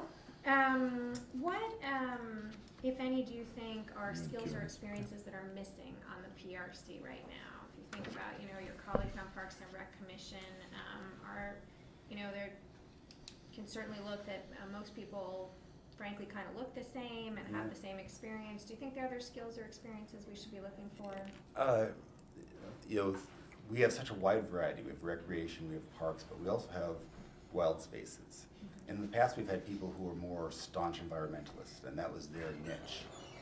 And so now when we're looking at, do we make this a park or do we make it more natural? In general, the people who go in Parks and Rec are more parks people than reserve people. And so really, like Deirdre Cromie was one person who'd always ask about, what about the birds, what about the birds? And Shawnee Kleinhaus goes to all of our meetings, and Shawnee expresses her opinions. But just having that outlook of saying, well, what am I going to say to Shawnee when I bring this up? I think that's very healthy because it prevents knee-jerk reactions. So that'd be one area I think we're going to light on right now. So thank you for reapplying. Nice to see you here. I guess I want to ask, moving away from wild space and parks more to kind of maybe call it the event space a little bit. What do you think Palo Alto's missing? I'm just thinking it's the holiday season and San Jose has their ice rink. A few months ago, Redwood City, they had an Umpapa band and a brew fest and bands. LA, once a month, closes down some of their streets for bicycling, and we do that occasionally for a few festivals. What do you think Palo Alto could do that we're not doing today in terms of programming, events, outdoor stuff? Yeah, the movies in the park, I would like that. We have some concert series, but it really, I think that we could do more of that. I have someone who grew up in Palo Alto who remembers like a circus juggling acts. They would have some on Saturday afternoon, have some performance in the park, and he has fond memories of that.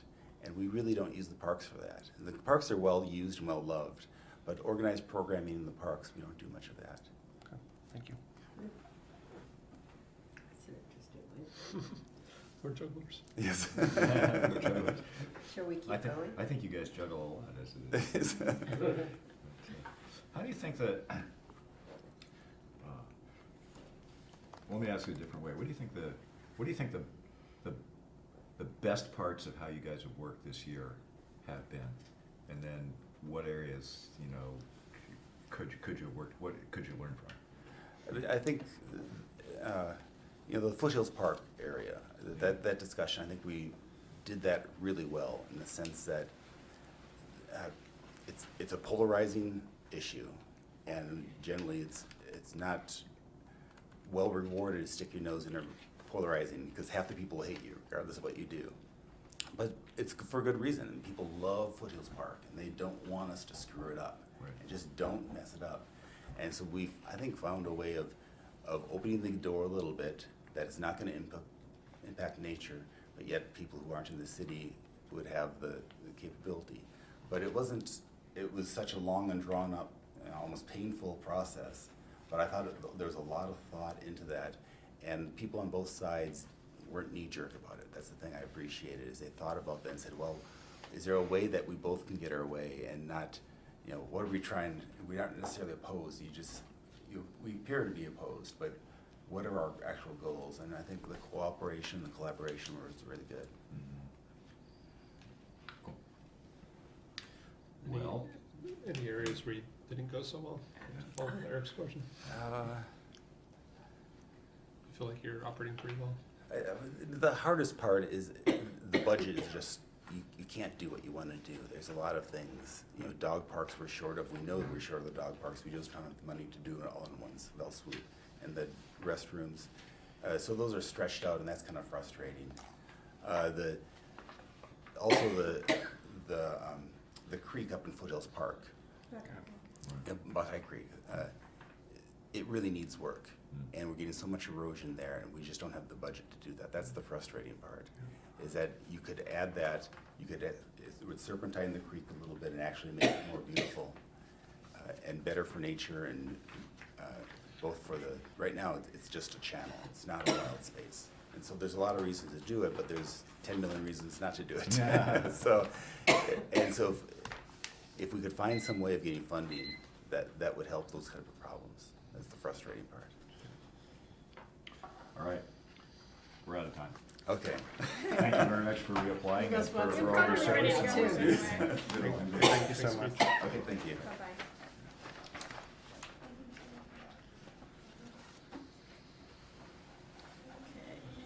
Curtis Moore. Let's see, yes, Curtis. Curtis. I don't know, let's see.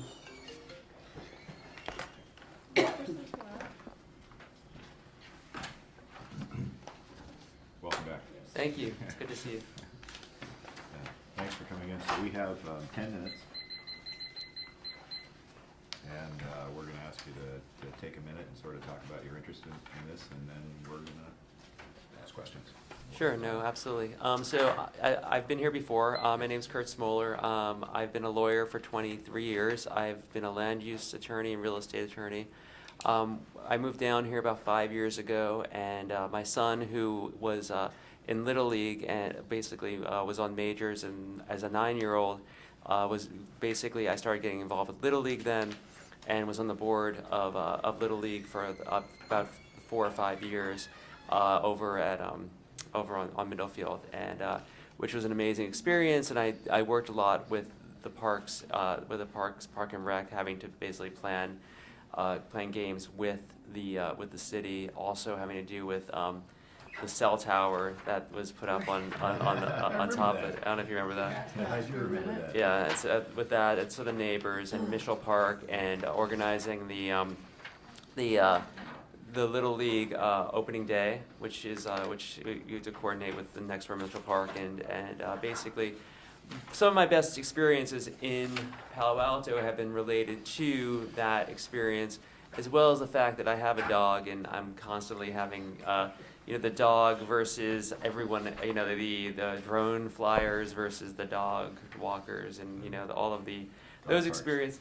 The dog parks and the different ones, Pierce Park, Green, if that is one, I'm not sure. I don't know if I should talk about that if it isn't. But basically, these are the best experiences that I've had. They're all connected with my family and my kids, and they've really been things that I've done a lot of work on, and spent hours and hours and hours at Middlefield talking about how we're going to organize all these games, how we're going to organize with the travel ball teams, how the travel ball teams are competing for field space and those sort of issues. So that's why I'm here, because I think it's something that I have already spent a lot of time doing on my own time, and also because it is again the best experiences that I've had in Palo Alto. Should we hit it with the first question? Sure, go ahead. So the one we've been discussing a lot tonight is Foothills. Usually everybody's favorite park for a whole variety of reasons. It's also, I don't remember, Finance Committee would remember what it's costing now to maintain it every year. But there's a lot of discussion about opening it up in some fashion to the outside world. Do you have any thoughts about that? This has been on the books as a discussion now for at least 30 years, if not longer. So one of the things I did when I was an attorney is dealing with open space and basically providing more open space to communities, and having it be more green and have it more accessible to people. So my feeling would be is that if it's possible to do it, I would encourage that, mostly because the more open space, the more commons you have for the community, the better it is for the community in general. So I would say I don't know if that specific issue regarding the financing, but I think that in general I would be an advocate to try to create more parks and create more ability for the public to interact with it. Okay, thanks. So as a part of the Little League, were you looking at renting out other spaces other than the park? Yeah. Yeah. So we dealt. We can talk about this. This is like stuff that we did talk about for hours. Hoover is one that we use all the time. I don't know if it's still used, but I was on the board till about last year, for like 5 years or something before that. So you had to deal with the city to rent.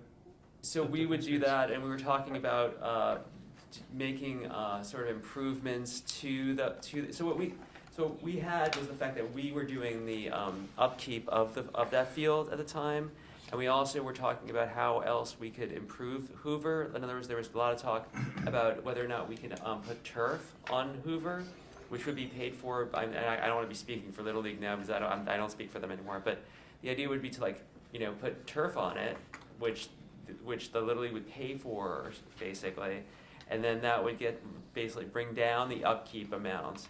And also, there was a lot of discussions about how the Little League could work with the city about making improvements, paying for the improvements itself, and doing the upkeep itself, and thereby taking away a lot of the burden from the city of doing that, which would actually, if in terms of other park space, would actually create some revenue for the other parks if you. So I got a question for you on, Yeah. on that park. Yeah. It's also an issue. People like to run their dogs. I mean, did you, Which one? the Hoover Park outfield area? Oh yeah, so they have that run. They have the dog run there. Yeah. No, they have the small dog park. Yeah, but that little. People would do a lot of off leash in the basement. I just wondered Sure. if there was a conflict there for No. you in terms of dog. Well, I don't have a conflict because my dog is so well behaved that nothing ever happens. But Mine too. yeah, of course. No, but we didn't have problems with that mostly because there really isn't much interact. Like the dogs don't really go on the field. I mean, they go in the they go in that outfield area, Right, exactly. and for the most part, it's not a problem because most kids can't hit home runs. And they basically also made the bats every year. They make it. I don't know if you know what this is like my own pet peeve is that every year they would make the bats duller. So like when my son was getting like bigger, he was always frustrated. So this is a home run issue, not a park issue. But anyway, so you don't really have a problem. You don't have an interaction really with the people in the outfield because unless they're hitting home runs out there like bombs, they're not going to really be having a problem. Last quick question. Yeah. Have you had a chance to read our Parks Master Plan?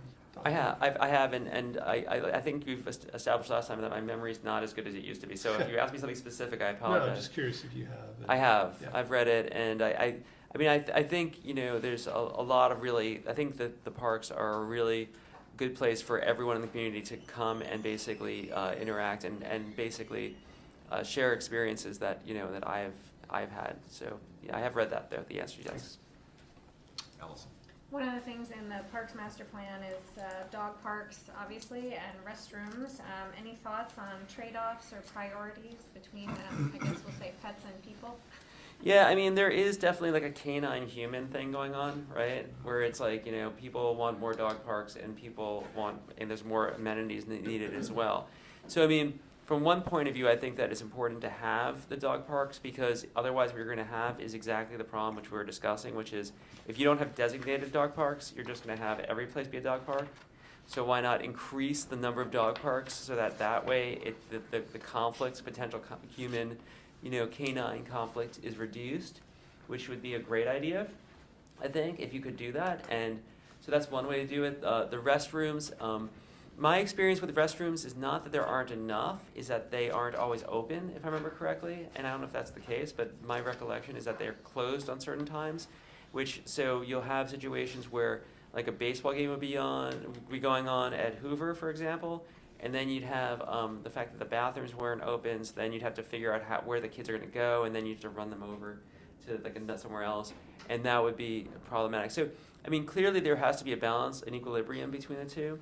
But I think that there's so many.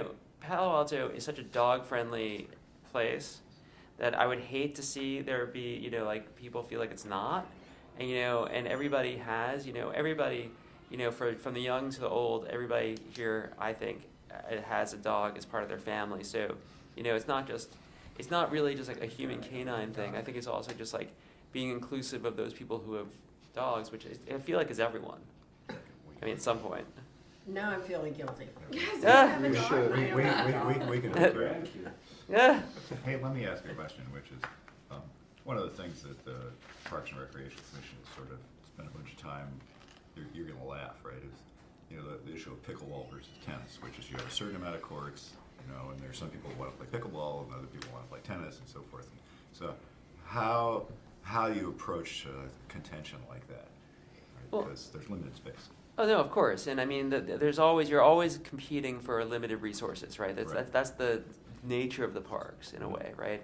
I think that you have, there's ways, there's time and place, you can do time and place limitations. You can say, okay, pickleball for this time and tennis for this time. I mean, if you find that most people are playing tennis in the mornings and evenings, then if you have time when kids are not at school at like 3 p.m., when there's no people that are going to be there, you work them in then. And I mean, there's different ways to sort of resolve these quote conflicts without having to necessarily choose one, right? And so if you just, that's what I would suggest, is to figure out a way to resolve it in which both parties get to use it and just make it a time and place restriction.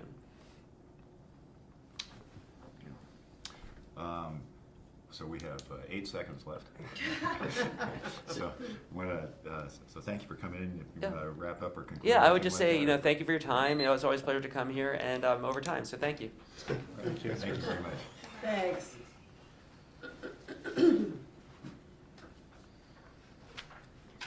There was one that was pulled out. So did Mark Robinson? Parks and Recreation upgrades, right? Or Sally? Did Sally? She was in the one. Sally's scratched. Four openings, yeah. Yeah, 4 openings on Park and Direct, 3 So on HRB. the one that we and got last week has this one. We should Okay. have. Mr. So Mayor, Valerie Driscoll. could we ask a question of the clerk? Yeah. So we're just trying to reconcile, I know we do this every time, the packet with the people who are here. Did Mark Robinson? Mark cancel? Robinson was on our list Was he for one of the ones Monday, that, the 4th, but isn't on today's schedule. No, unfortunately, Jessica was the one that had scheduled a lot of these interviews, or almost all of them. And so I'm not sure if he was one that was on the list and then canceled, or was never on the list. You know what would be super helpful, and I don't have it, but in the email that was sent, there were 3 listed. They're not printed on this, who were unable to attend. Does anybody have that open? I remember Mark might be one of them. it was, We should keep I going. think Amanda Brown withdrew. Yes. Yeah. And, Yes, so Carl Matzka, Christopher Ken, and Mark Robinson are unable to attend, but their applications are still valid. Okay, great, thank you. So I was out there looking for Valerie Driscoll. I don't Still see not here? her. But I can go take one other look, and if Okay. she's not here, perhaps you guys Should want to drag- take another break? We'll Drag somebody else from the Anybody's out hallway. there? Does somebody go outside and see You know- Anybody on the street? You know, yeah, on the street, on the sidewalk. Is there nobody out there? How about we interview Karen? All right, so who do we have next? Valerie? And Mark, Valerie is back though in HRB, right? Okay, give me a couple minutes, I'll go circle the lobby one more time. See if Valerie's, Okay. okay. And she's back in the first room, okay. So Robinson's still alive, but So not, lives in the But but not here. Yeah. Okay, so Robinson, what was the other two? I didn't know. So we've got 2 really late ones for parks. We've got Lemire Yeah. and we've got Kevin Yamashita, Yamashita, close enough. BKY. Otherwise known as. otherwise known as BKY. How do you know him? No, Delta just visited him. Oh. It's like OBJ. Achy breaky heart. We- Mr. Burns. Yes, so we didn't get Valerie. Alrighty, Where is he? Appears so. Miss Valerie was a no-show. I didn't see her out there on the floor several times. She just never turned up. Never came back. Hi. Hello. Hi. Hello. Chilly right. outside. No, it's been colder.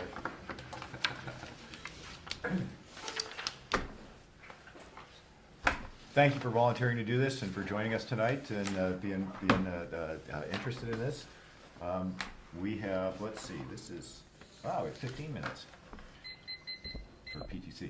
So we got 15 minutes, and so what we usually do is we'd like you to take a minute and sort of talk about sort of how you got interested in this and sort of background, and then we'll ask you all kinds of hard questions, and then there will be a written test at the end. Okay.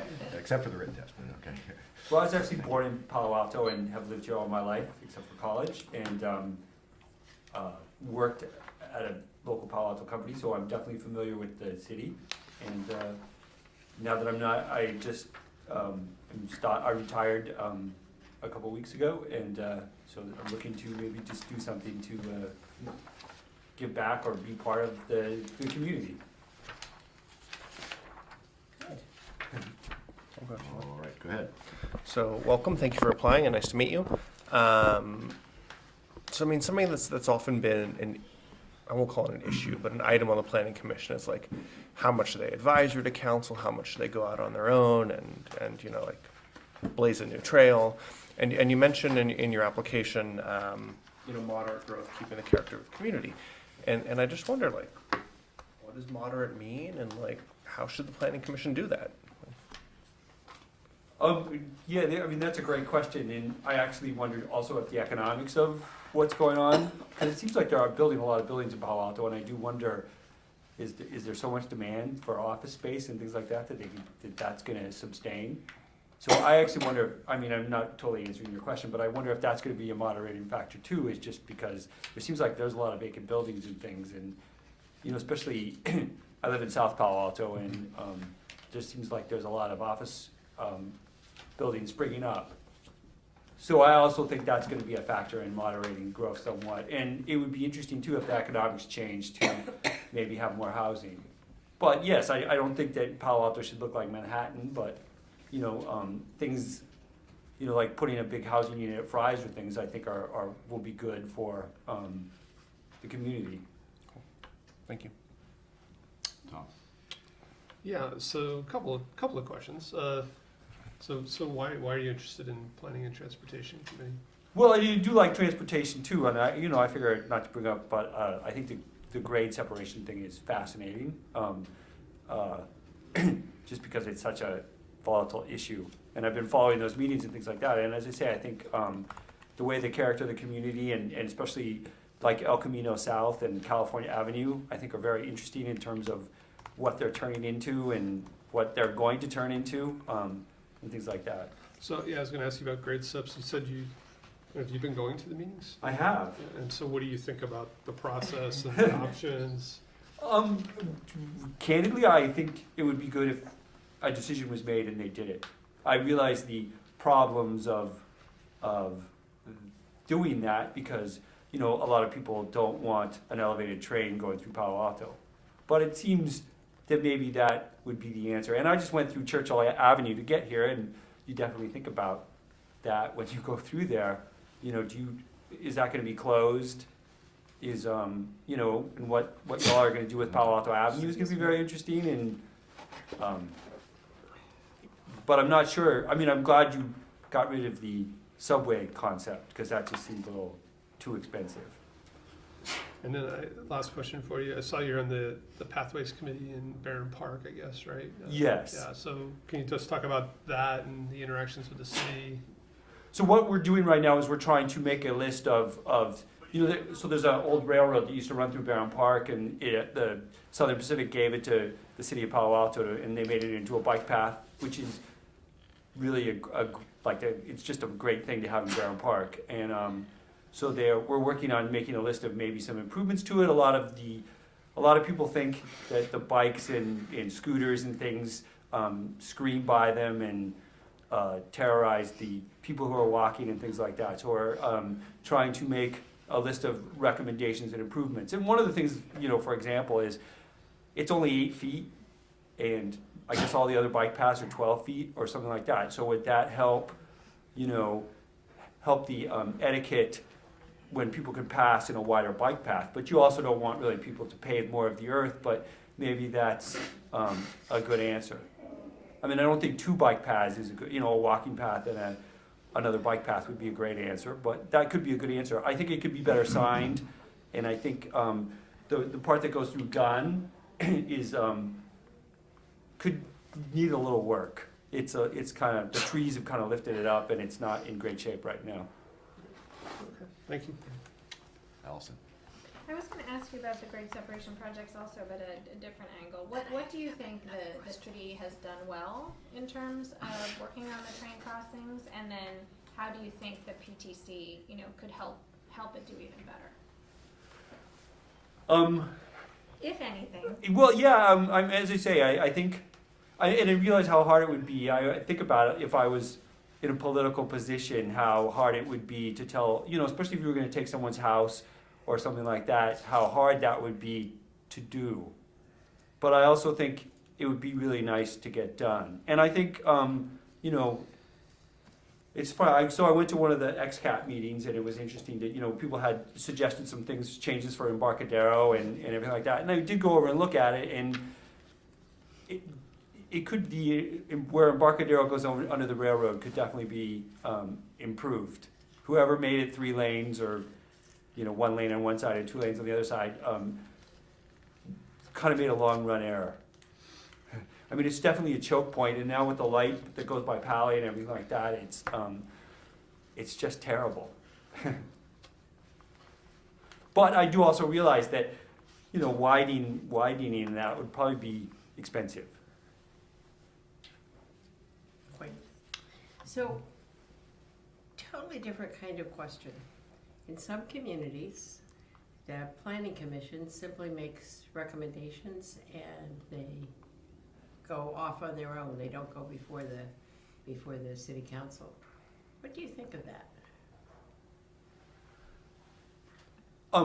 I think it's interesting because I have heard of cases where people don't like the answer and will go to the city council, and so I think it would be very interesting in how often the city council just doesn't listen and decides things on their own.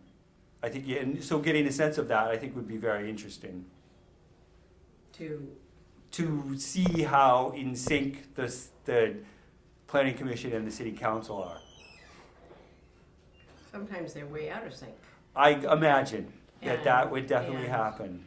And the question is that a healthy situation to have? Most of our projects go through the Architectural Review Board, sometimes the Historic Board, definitely Planning and Transportation. It's a long process in Palo Alto.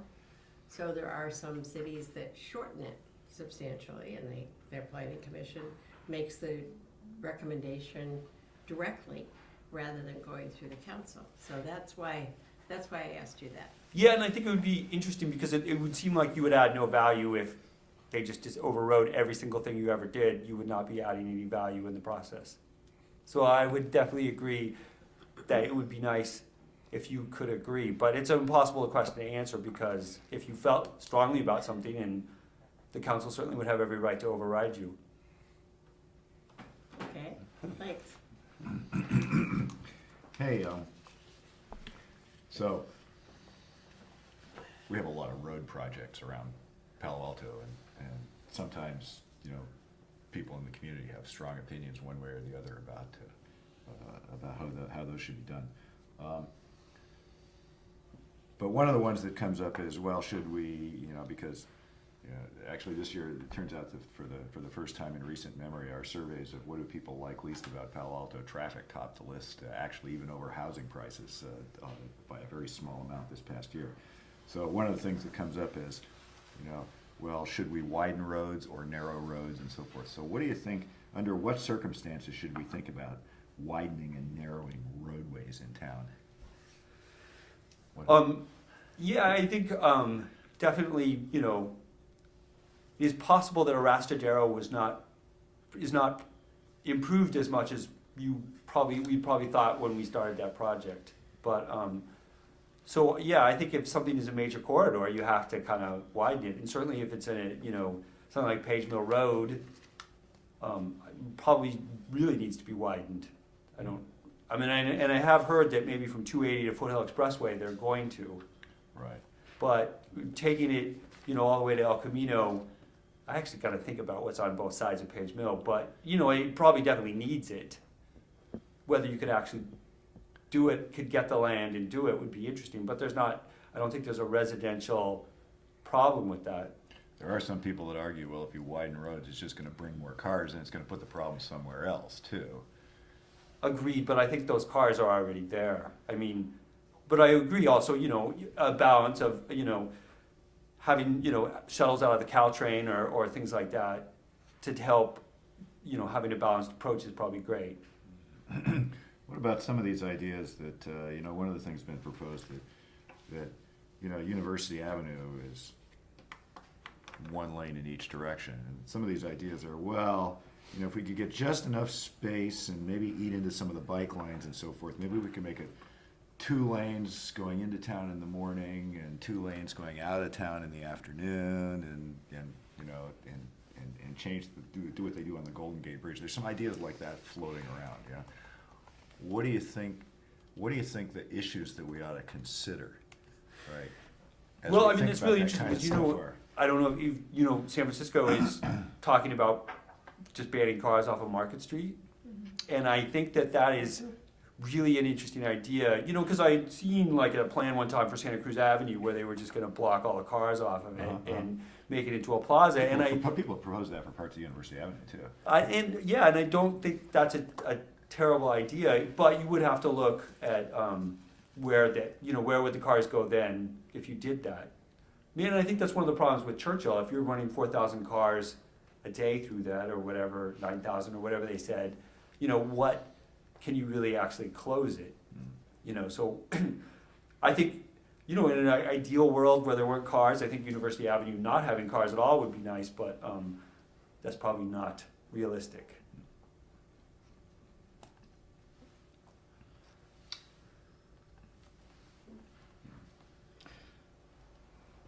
Let me ask another question.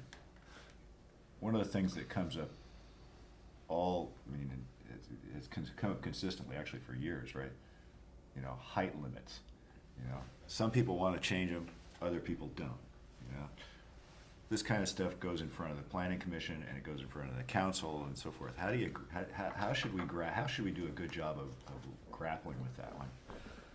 It's a tough one. I mean, I have no problem with like Palo Alto Square or the Bank of America building, being over 2 stories. I think, especially the way Palo Alto Square is kind of set back and everything like that. I don't have a problem at all with that building. I remember actually when it was built, I just say I've lived here a long time, Right. that, there was almost riots about them building that tall of a building there. But yeah, that used to be just a big field when I grew up. So yeah, I don't have a problem with it. Would I want one in the middle of Barron Park? Probably not. So building on that, actually, when we have these tough decisions about, widen, Page Mill or go above the height limit or not, and they take a very long time. As an example, when I was on the Planning Commission, actually I was just driving up there the other day, and my wife or dad asked me, like, oh, when did they install this bike lane here? I'm like, oh, we approved it on the Planning Commission like 5 years ago. And it takes 5 years to get something done. And whether it's the issue of the height limits or, closing off university once in a while, do you have any ideas about, like, how the Planning Commission and City Council could make some of these decisions a little quicker and, like, cut through some of that, Palo Alto process? Yeah, well, I will say that I think they did a nice job on that 280 bike lane thing. That was probably the county maybe, but they did do a nice job on that. And I think those things are very important because I think sometimes someone who rides a bike didn't design the bike lane.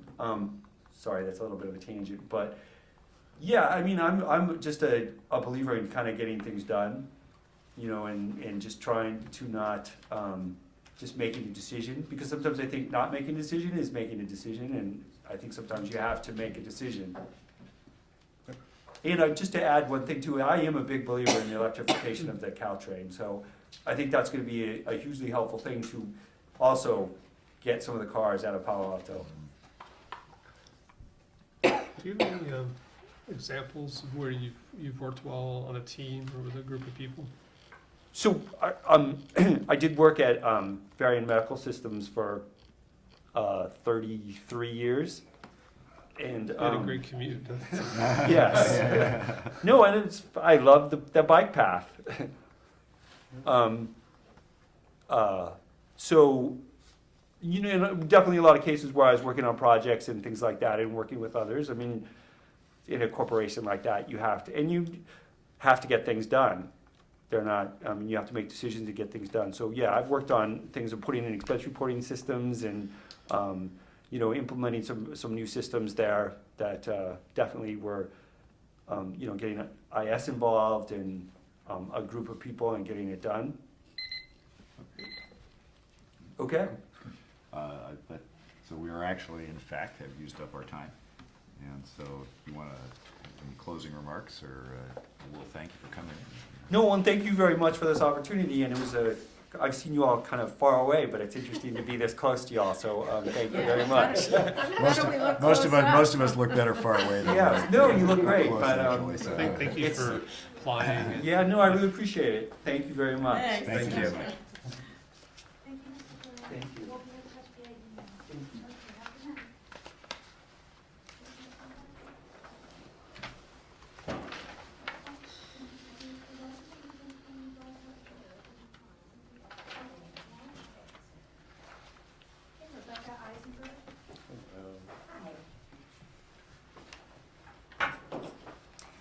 Hi, everyone. Hi, I'm Rebecca. Rebecca again, and some of you may have read this article today in the paper, so I think I'm going to go ahead and start by addressing this.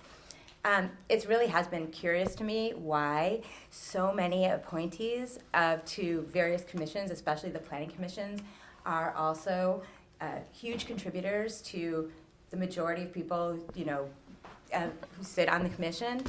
I totally recognize that some people may hold the belief that that's not illegal, so maybe it is legal, but I think that it creates a perception of conflict of interest, and under most laws even, a perception of conflict of interest is actionable. At least a conflict needs to be disclosed, and whether or not the individual recuses themselves, it should at least be disclosed. And in many places, that's actually criminal. My father, a retired federal judge, is known as one of the first bankruptcy judges, if not the only bankruptcy judge in the country, that actually ended up, not directly, but through the U.S. attorney, sending a lawyer who was appearing before him to prison because that lawyer failed to disclose something.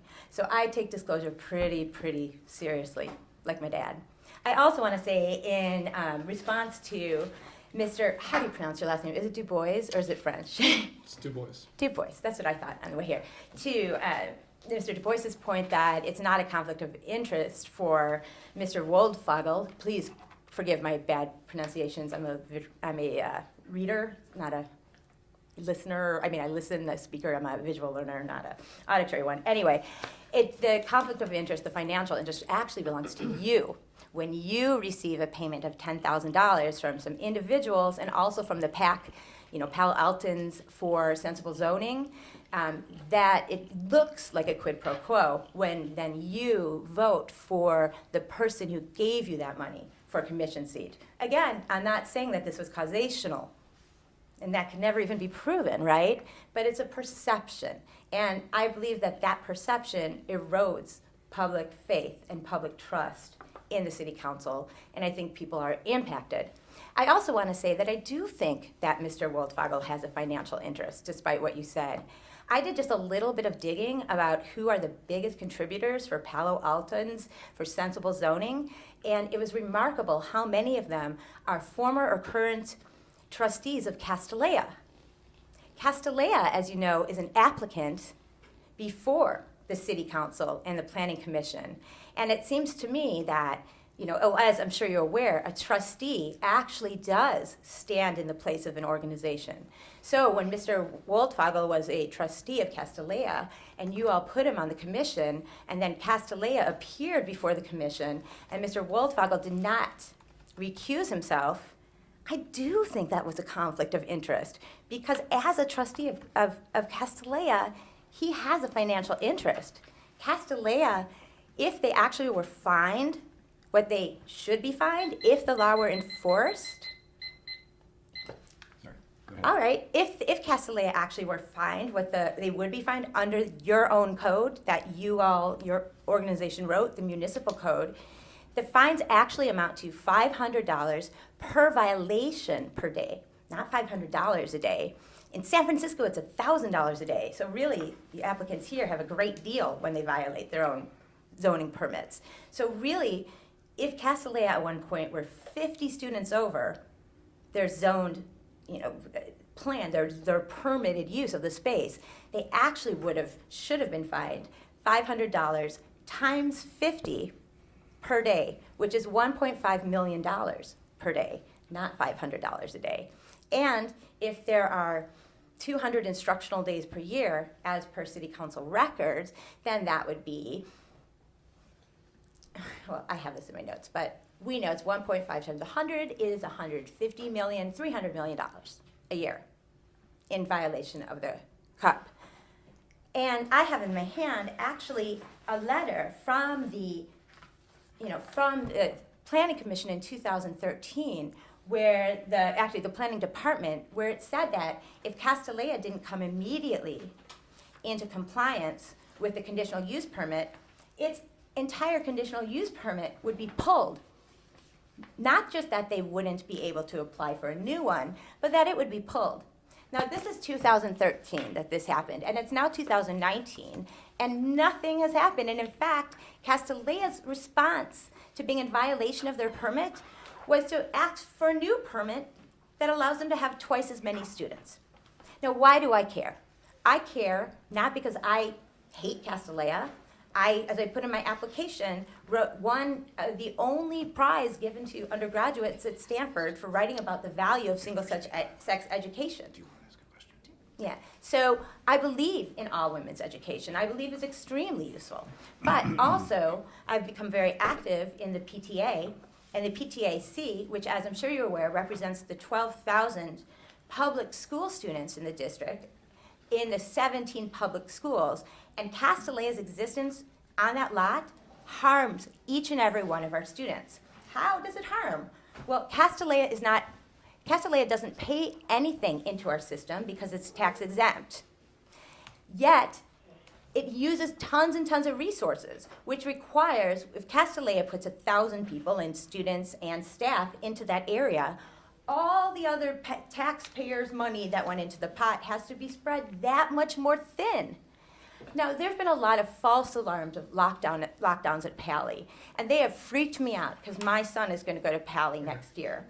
And imagine if the first responders couldn't get to Palo because they were busy responding to a construction fire at Castellea.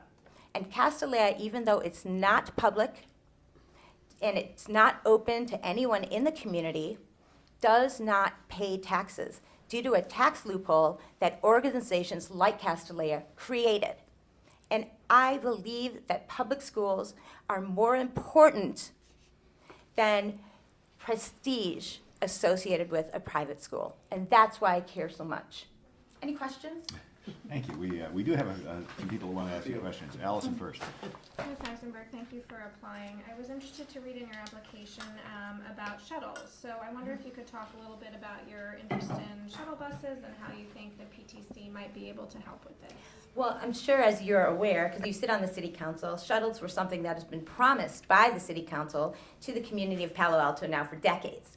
And even most recently, a few years ago, and of course it's in the plan for the future. So you already have agreed that shuttles are required. The question is, why don't we have them? Well, again, maybe we don't have them because the funds aren't set aside, in part because we're giving so many free services to places like Castellea. If Castellea were turned into 51 RH1 lots like it was zoned for, that would generate $3 million a year in tax revenue, which could fund lots of really great public services like electric shuttles and like a much better Churchill,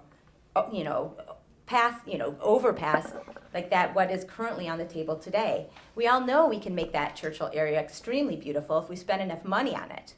With the $3 million opportunity cost that we're losing by having a tax-exempt organization sit on 51 RH1 residentially zoned lots, we could afford a much better Churchill passing, and no one would have to fear losing their homes that their families have owned for decades. So yes, you all promised shuttles, and I want them. Tom. It's a very interesting way to interview.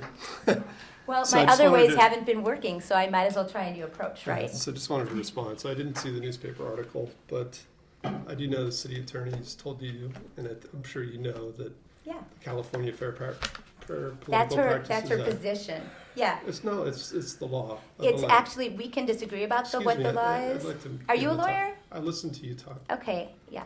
So campaign donations are not. You don't have to take a question from Tom if you don't Yeah. want. Yeah. Okay, I passed on this question. I'm just going to say I believe my interpretation of the law is the more accurate one. I really respect and I like Molly Stumpf, but I also know what her job is. I held that job for 15 years. Being a chief attorney of an organization means it's your job to interpret the law in the way that is in your client's best interest. I asked her to get her official point of view. And I actually think that I think people watching should know what her point of view is. It's not her point of view. Ms. When I Stumpf's- run as a candidate. Okay, well, why don't you she's say the- what you think the law is then? She's not my attorney when I run as a candidate. She's your attorney. No, as She's a not my city council attorney at member, all. she's your attorney. She's the city's attorney. But she's your attorney in your job here, So though, right? Residents, individuals donating to candidates is democracy in action. Right. And I actually wish we would see more donations for more people to support local candidates. Yeah, that's a great point. I mean, but here's what Molly said. Molly said that she doesn't believe that it's illegal to reward your largest campaign contributors with commissions roles. And in fact, she said, and again, I really like Molly. I think she does a great job at her job. And this is what I would say if I had her job. Maybe. I mean, but what she said is that it's not illegal to reward your biggest contributors with commission roles. Now, that may not be illegal, but I think it looks bad. I'm sorry, are you saying that we rewarded Helen McLean with a job for Asher Wolf, a non-paying job for Asher Wolf? I'm not saying that, but I'm also saying it's not legal, but Molly Stumpf thinks that if you did, that would be legal. What I'm saying is that there is a perception that there was a quid pro quo. When an opportunity is given to somebody who also at the same time was a big check writer, there's a perception. Let me ask you a question. Mm-hmm. So, as you know, board and commission assignments are volunteer jobs and non-paying roles. Of course. So it is a little bit of a stretch to argue that Helen McLean has a vested financial interest in Asher Waldfogel being on the board and commission. Let me finish. Okay. Okay. Yeah. Have you looked at the amount of campaign council contributions to council campaigns that have come in from professional real estate and development interests over the last couple of elections, okay? Where I would, and especially from out-of-town entities, okay, where I would argue there is a very significant financial interest in who goes on boards and commissions. Yes. Have you looked at that? I absolutely have, and that's actually one of my big problems with Michael Alchek being on the commission too. But you don't think that's important? I think that's extremely important, but you only give me 15 minutes. I'm happy to sit here for 3 hours and tell you all the corruption that's going on. Yes, I think it is a big problem when people like Michael Alchek and when lawyers who represent corporate developers for a living also get those commission roles. Yeah. But it's the same exact problem, Mayor. They're not different problems. So I don't know how you could say that corporate developers being given a spot is a problem, yet trustees for Castellea who write big checks being given a spot isn't a problem. They're both problems. I agree with you. We need to clean this up. The citizens deserve this to be cleaned up. Can I go? Yeah. So, moving aside from council, donations to campaigns, commissioners, is this the kind of attitude and process you would bring to a planning commission? And if so, do you think that would help? I'm asking from a point of... Commissioner, I am angry and I'm frustrated. I'm so profoundly frustrated. Okay. I've been here so many times and I have poured my heart out telling you all the extremely many ways I could be an asset to this commission. I know the law inside and out. I understand transportation, I understand planning, I can read quickly. I would always come to every single meeting prepared. I would come on time, unlike many of them. I would come every single time, unlike many. I would never ask a question whose answer is in the packet. I feel like great to hear. I don't know what else more I can say, so I tried something new because if you were sitting where I'm sitting, you would be frustrated too. The one thing I haven't done is write any single one of you a check. And I'm not gonna. Because I don't think that's the way, because I don't think that money is a person in democracy, and I don't think that campaign contributions are First Amendment, despite that's what the Republican Supreme Court has said. Hopefully that will be overturned soon. Citizens Can I ask a United. question about the planning commission? You may. Yes. So Rebecca, let me just ask, I'm just gonna go into the nuts and bolts of what they actually do. So coming out of your new method for applying, and going back to the old method, because I'm going to presume you've watched a lot of the planning commission And I've meetings. been there, and there are times I've been the only citizen there Right. So feel we'll kinda say that lonely. you're very familiar with the planning commission. So as you watch them, regardless of who got what for whom, as you watch them, do you think that our planning commission is, as I think a planning commission should be, a good sounding board for whomever is applying, is a good, gives good feedback to the council? Give me a general idea if you think that they are performing in such a way that's helpful to the client or to the whomever has applied, or to us. I don't think they're helping you at all. I think his history has been basically appointing people who you already know what they're gonna say. So you have 3 people, if there's something before, if there's an applicant who is in favor of something that's considered growth, you have the commissioners that are gonna give it a thumbs up. If there's something that would be considered anti-growth, you have the commissioners who will give it the thumbs down. I don't know how that helps you. I really do think you want someone who's have the courage to give you an honest answer so that you can leave a legacy of your job here on the city council, so that people who come after you and the people of Palo Alto can say, this is what this council did, this courageous thing that this council did to help Palo Altans. And I want that for you, and I think you can do that. All right, thank you. Thank you very much. You're welcome. We're out of time. We haven't, thanks for coming in.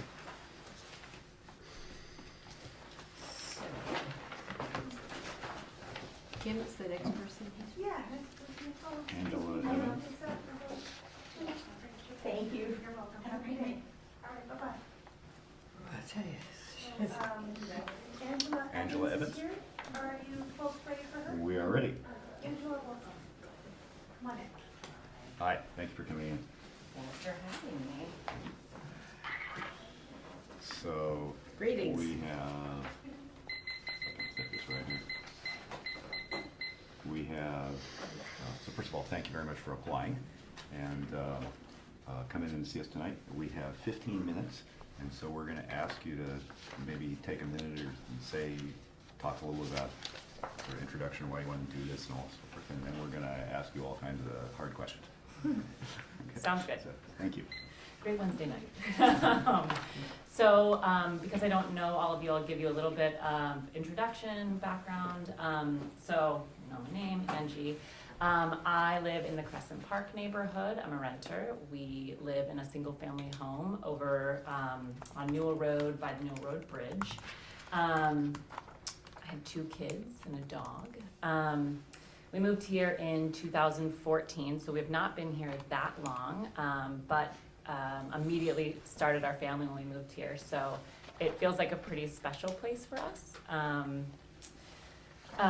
Before moving here, most of my career had been focused around doing community organizing work around budget and appropriations, immigration, healthcare. So we moved here, and I was working for an education nonprofit, and consistently kept hearing about housing.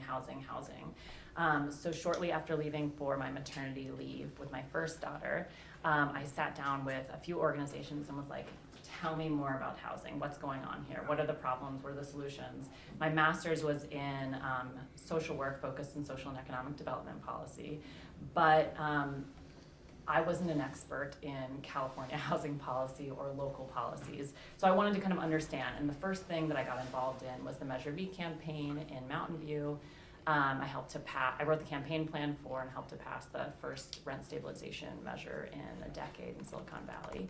And then after that, I was like, so why do we have this huge division between tenants' rights advocates and affordable housing advocates? We all want the same thing, right? I think when I look at our cities and I look at our governing bodies and I look at our different camps, right? We all want our community, we all have a vision for this really incredible community that we live in. And so I went to the Housing Leadership Council of San Mateo County, and I worked for them for the last 2.5 years, really doing land use policy, figuring out affordable housing allocations, and working on building and preserving affordable housing throughout San Mateo County. Like 1 or 2 months ago, I left the Housing Leadership Council to work for myself. So I'm consulting now, and I'm working for the Emerson Collective in East Palo Alto. They bought about 50 acres of land in East Palo Alto, and I am doing their affordable housing and anti-displacement component of their work. That's a little about me. Glad to start. Go ahead. So, Allison second, Tom third. on full disclosure, Angie and I did have coffee, discussed a variety of different things. She has a far more interesting background than she's spoken about, which is really intriguing. Thank you. I'm really fascinated by the way you have moved through the, sort of the different phases of coming to a new community. So probably others would ask you the same thing, but you have watched some of the meetings, I presume? I have, and I actually, because I didn't put a lot in my application, so I actually went back through, while I was at the Housing Leadership Council, as you all know, being an activist and being an advocate are different things. So I needed board approval in order to make any comments on City of Palo Alto stuff. So I kind of actually listed out every planning or city council meeting that I attended since I moved here. So if that's helpful at all. Right. So you know what they do. Yes. And there's no question about that. Yeah, and in my role at the Housing Leadership Council, I also attended Planning Commission meetings, Rent Board meetings, City Council meetings, ARB meetings. Like I attended all of those kinds of meetings extensively in other cities. So you are no stranger to our jurisdictional meetings and policy setting and so forth. I weirdly love meetings. You must. You must. You're in the right place. So this job takes a fair amount of time. I know we discussed that, but maybe you could say something about your own time and what you have time for. Sure. I mean, I would not have applied for this while I was in my last role because, as I said, I attended a lot of those kinds of meetings already. In my current role, it's really great because I'm consulting, so I really get to manage my own time. And I work significantly less than I did being an organizer for a nonprofit. So, I mean, I have far more availability now, and I understand that being a planning commissioner is not just 2 nights a week or 2 nights a month. It's really the background work. It's really understanding how to weigh the pros and cons of something. What are the unintended consequences? It's appreciating that our city staff works really hard to put those packets together and ensuring that I've read them thoroughly. Thanks, I appreciate that. Allison. Hello, Ms. Evans, nice to see you again. So 2 questions. The first is the Newell Road Bridge. So it's actually our second try at that. I don't know if you know that. The first one was probably before you moved here. How do you feel about the preferred alternative in the EIR? Give me the details again. So the preferred alternative is the one they ended up with. It's the offset on the East Palo Alto side. It's not the one where, they go through the 14. You mentioned the EIR here in the Newell Road Bridge. There were 13 things, and they came up with a preferred alternative that, manage the bikes and the visibility in the trees and all that. Is that something that you're comfortable with since you live so nearby that you felt like they went through a good process? I feel like with the Newell Road Bridge, it's really tricky. I think that there was a hard decision to even redo the Newell Road Bridge. I think there is probably going to continue to be plenty of opposition. You're going to close a bridge that hundreds of families walk across every day to use the park in the city of Palo Alto. But it clearly needs to happen, and we need to have a safe way for bikes and pedestrians to get to and from our city, especially because a huge percentage of East Palo Altans actually they walk places and bike places more than they use the public transit, not unlike the city of Palo Alto, but in higher rates than the city of Palo Alto, so. Okay, thanks. And then I was intrigued by your thoughts about public engagement. It is true that, you know, the vast majority of people who are able to attend our meetings don't represent, you know, the full demography of Palo Alto. So what ideas do you have about how to include more people in our meetings? So I know, I think you're piloting this with one commission, is that right? The childcare at one of them? Is that correct? I don't know where that landed. I don't know that the Human Relations Commission, I don't know that they've decided. Okay. I'm not Well, sure. okay, so I think one of the huge problems with getting people like myself who have young children to meetings is childcare. So I think providing childcare really helps. I think piloting it at one of the commissions is a great idea, because then you'll see, will people really use it or not? I also think allowing people to give feedback online, reaching out to them where they're at, like setting up booths at our parks, like go to Johnson Park on a Sunday, talk to the guys playing volleyball and the parents running around the playground with their kids. We have lots of people in the community who want to give feedback and want to participate civically. They don't have the time to. So we have to be creative and meet people where they're at. Thank you. Yep. Also, full disclosure, we communicated several times, I think mostly on renters type issues.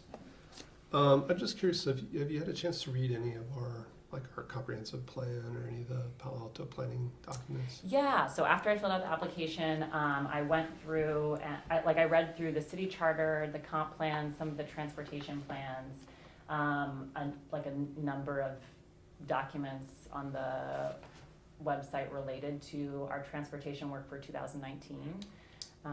So Great. a little bit. Awesome. I would not say I'm an expert on any of them, but. And so it sounds like you watched some meetings or attended some meetings. Yeah. Was there an interesting issue that you could talk about, and how you might have thought about dealing with that issue if you were on the commission? Sure. I mean, I think we all know that housing is a huge issue in Palo Alto, and I thought actually it was the last planning commission meeting, they talked about co-living, which I think is this really interesting option where we can talk about how can we keep the context of our community, how can we keep our community looking the way it does, that we're all comfortable and happy and preserving the spaces that we have while making space for the people who we know are here and are members of our community. What I really liked about the conversation is that they did weigh some of the pros and cons. And again, I think as I kind of said in my opening remarks, I think there are a few things that you have to go through when you're making a decision on any of these planning decisions. I think the first one is does it comply? And then does it comply with our comp plan? It's actually with our ordinances. Or our ordinances, Yeah. does it comply with all of these different things, right? And then the second part is, does it meet the goals of what we're really looking for? If our goal is to have more housing for low-income, moderate-income people, individuals, families, does it do that? And then third, what are the unintended consequences? And fourth, and I think this is actually kind of the hardest part, and this is the part that I'm weirdly excited about. How do you deal with the opposition of these things? And I think again it gets to being creative and looking at what other cities have done. And I think it's when people, so I took as a social worker, you take a lot of mediation classes as well. And I think when people come to planning meetings and community meetings and city council meetings, often they are really charged emotionally, because this stuff isn't it's not units, right? These are not units of housing. These are people's homes. These are their neighbors. These are real things. These are stories that are tangible for them.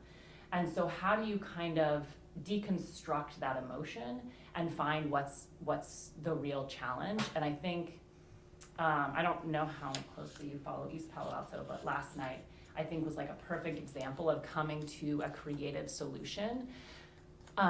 So they had a building that was proposed that was 8 stories, that totally fit the comp plan guidelines, but they wanted like a minor change, so they had to go through the city council approval.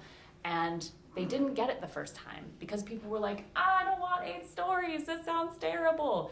And they were like super concerned about the shadows that it would cast on the park behind it. And the city staff did an incredible job of talking to people about what their real problems were. And the real problem wasn't, yes, there were people that were concerned about the shadow on the park, but the real concern was actually that it used to be Drew's Pharmacy. And before, when it was Drew's Pharmacy, it was part of this incredible downtown area of East Palo Alto, which is gone now. So they negotiated moving it down to 7 stories. And instead of the developer getting to have control over what businesses go on the bottom, the city, the community members get to decide that. So like they weren't, you have to get to the root. So one quick question, maybe a shorter answer, but Sorry. Our planning commission makes recommendations to our council. Yeah. Other cities' planning commissions can make decisions. I don't know if you are aware of that, and how do you think about that if, you put all this work in and then it comes to us and we tweak it or change it? I mean, I assume that's going to happen, right? But I think it being a recommending body is part of why I applied. I think when I look at our commissions and throughout Palo Alto and throughout many of our cities, this is like a regional problem and probably a problem throughout many other places, but I don't see people like myself on many of these decision-making and recommending bodies. And I think in a city where 43% of the people are renters, we need a voice.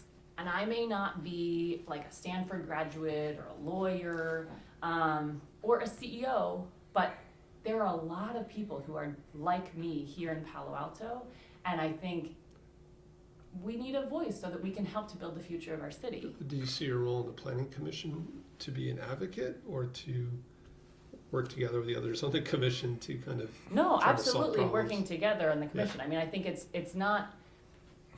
I think we can't like conflate the idea that like we all come to things with our own perspectives and life experiences, but if you are going to have a recommending body, don't you want your recommending body to be reflective of your city?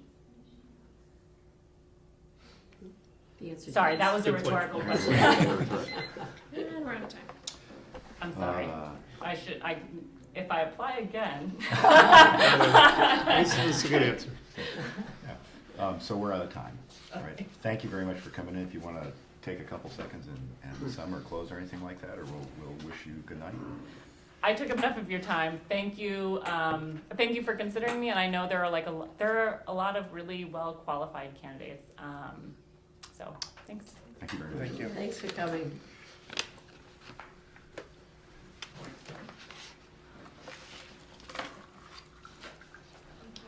We have a housing leadership council. Housing leadership Yeah, I was council gonna for our say, closing. maybe we need a housing commission instead of a planning transportation commission. You could fill a whole commission just on housing. I'm always amazed how much the transportation stuff falls on ARB. Yeah, right. We are ready for Barton Hashman. I don't know why exactly either. Who's next? Barton, Sorry, I mispronounced Barton it. Heck, Yeah, sorry about that. Thank you. Welcome. Thank you. Thank you for applying and volunteering to do this and joining us tonight. So we have 15 minutes, and so what we're going to do is we're going to ask you to take a minute or two and sort of give us an introduction and how you got interested in this and so forth, and then we're going to grill you. All right. Okay. So thank you and welcome. All right, thank you. So there are a couple of things I think I'd like you to know that aren't reflected in my application, which is pretty detailed. The first is my demeanor. I think I am naturally inclined toward consensus building and collaboration. And that's even true in some of the adversarial lawyer work I do in land use, working with planning staffs and council, city attorneys. The other thing I wanted you to know is that this is it's a kind of a long-term aspiration of mine. I've been interested in doing this eventually for a while. I needed to get clear of my board work with the local synagogue, which I did last year, and so now I have the time, and this opening came up, so I put in my application. But I realized there are a number of other applicants, including an incumbent, and so one of the things I wanted you to know is that I am interested in this in the long run. I know there are a couple more openings next year, and if for whatever reason you don't choose me this year, I will, unless you wave me off, I'll probably apply next year again. So, but to me, at least, this is an opportunity for us to, for you to start to get to know me. Okay. Cool. Do you want to start with Adrian, because you always look Actually, this way? You want And to he go was first? Sure, I'll kick it off. So, thank you. You guys wave hard. You just look to the balance of them. I'm always ready to go first. Thank you so much for applying. Nice to meet you. So I was interested in your background. I mean, working as a city attorney, advising and presenting before planning commissions, projects. And I'm wondering if you have any lessons for us here in Palo Alto in terms of what we might learn from other planning commissions and, I guess, mechanisms of, urban development. I was mentioning to an earlier applicant, it's been almost 5 years since I was on the planning commission. We approved some changes to Page Mill Road up by 280, and I just went up there a few months ago and there's a new bike lane. I'm like, oh wow, it finally happened like 5 years later. So I'm just wondering, what kind of learnings really stood out to you from other cities that might we benefit from here in Palo Alto? Well, I don't know that I'm in a position of telling you what the PTC could do better yet. I do notice differences in approaches among different planning commissions and planning staffs.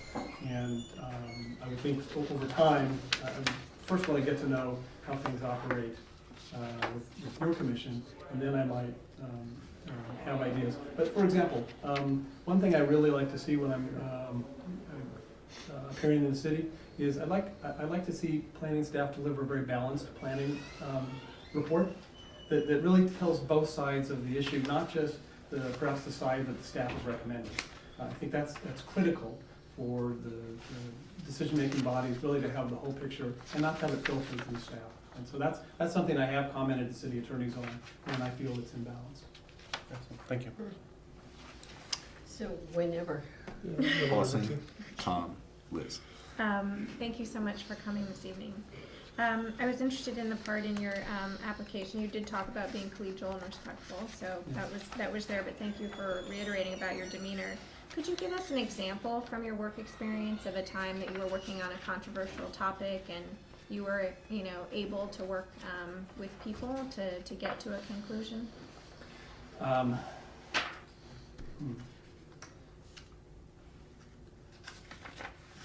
there are often differences there were often differences of opinion during my time on the board at the synagogue, which is at Chaim, which is on Alma, and that's so I was president for 2 years, and in that role you really had to kind of moderate different views, and sometimes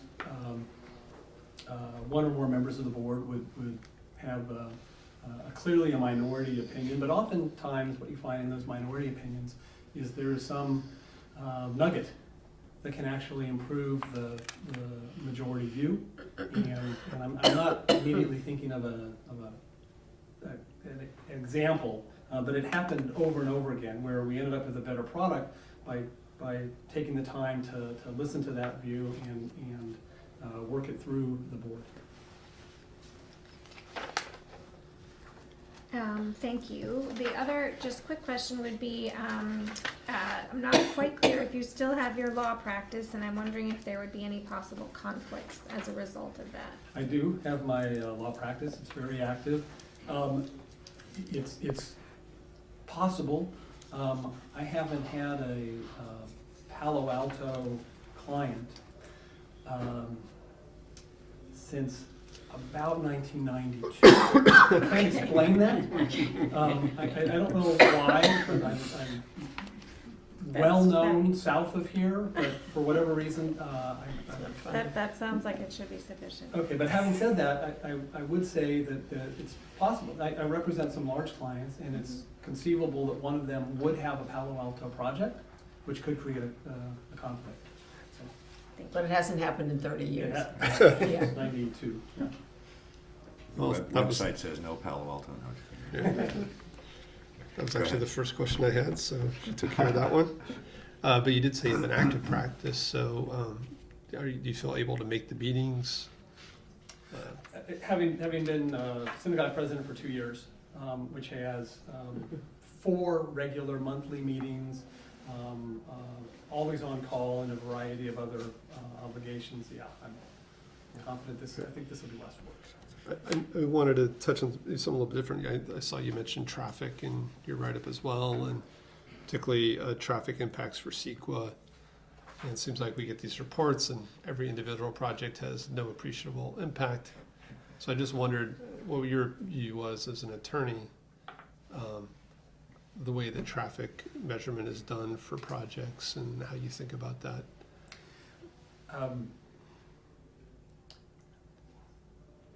Well, one thing I understand is that there is an evolution happening in the way that traffic is studied for CEQA, that for many years, it focused on level of service at intersections.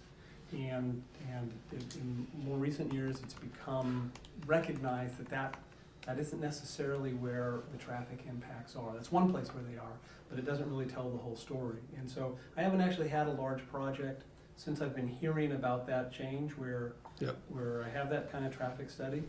You know, it's... Sounds like you've been representing projects. This would be on the other, potentially looking at it from the city's perspective, right? Right, but I have to look at it from that perspective when I'm representing a project proponent, because that's something they're going to have to contend with. And so we're not, you know, that you have independent traffic analysis, so you're not going to mask traffic. You just have to contend with it and figure out how to mitigate for it. So, it looked like you hadn't had a chance to look at some of the Palo Alto specific documents. Correct. And I do appreciate you, the way you started saying this was an introduction. If you don't make it this time, I do hope you will apply again, and I hope you have a chance to take a look at some of our ordinances and our comp plan. Have you had a chance to watch a Palo Alto Planning Commission meeting? I've watched parts of some, not before I decided to apply, frankly, but once I did decide to apply. In part, I watched the September 11th commission meeting that I reference as an example of a project, and I watched some pieces of other ones just to, I wanted to kind of measure the tenor of dialogue between the commissioners. What was your opinion of that? What I saw was pretty good and cordial. I have seen some truly dysfunctional planning commissions and councils, you know, where the people on the dais openly criticize each other or projects or project opponents. So I don't have a large sample size, but I didn't see any wincing behavior. Okay, thank you. So, did I not watch long enough? Yeah, you should watch some more. We'll send you the links to the good. You list at the bottom of the page, you know, you appeared before many planning commissions, councils, boards of supervisors. I think you get the gist of what we do. I even if you don't watch all those, I think you probably picked up on it. But I'd really like to ask you for some free advice. So, among other things, money, ask money, you get advice. among other things, we are looking at grade crossings in Palo Alto, as you probably know. Mm-hmm. It mentions here that you've specialized in eminent domain law. Absolutely. What do you think we're going to run into if we get to the actual act of having to impose eminent domain? Well, you know our city well. Sure. You know, you've heard all about this, I'm sure. You know the crossings that are a big problem. Absolutely. So I think the the good news, if you want to call it that, if the city decides, and is it a city decision or is it a joint powers? Is there a larger body that will make those decisions? City. Okay. That's the city. Right. That's us. All right, so if the city decides that it wants to acquire property for that project, if you want to call it good news, is the eminent domain law, the state constitution, federal constitution, basically give the city the right to do it. The property owners can't say no. As long as you follow the proper procedure, the taking can happen. The issue will always be value. And So that's the objective. What's the subjective part of that answer? well, the subjective part is that nobody, and this actually applies to virtually everything that comes through, I think, planning, and that is nobody likes change. And the more dramatic the change, And I the don't want less you they to like take it. my house. No, right, exactly, right. Or build something that I can hear more tomorrow than I can hear today, or see.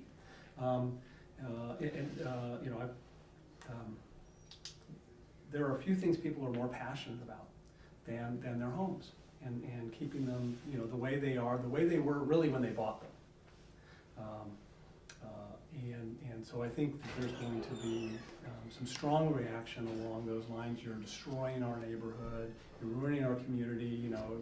We've heard some of these things in the past. You're building a wall, right? You're gonna separate our community into two pieces.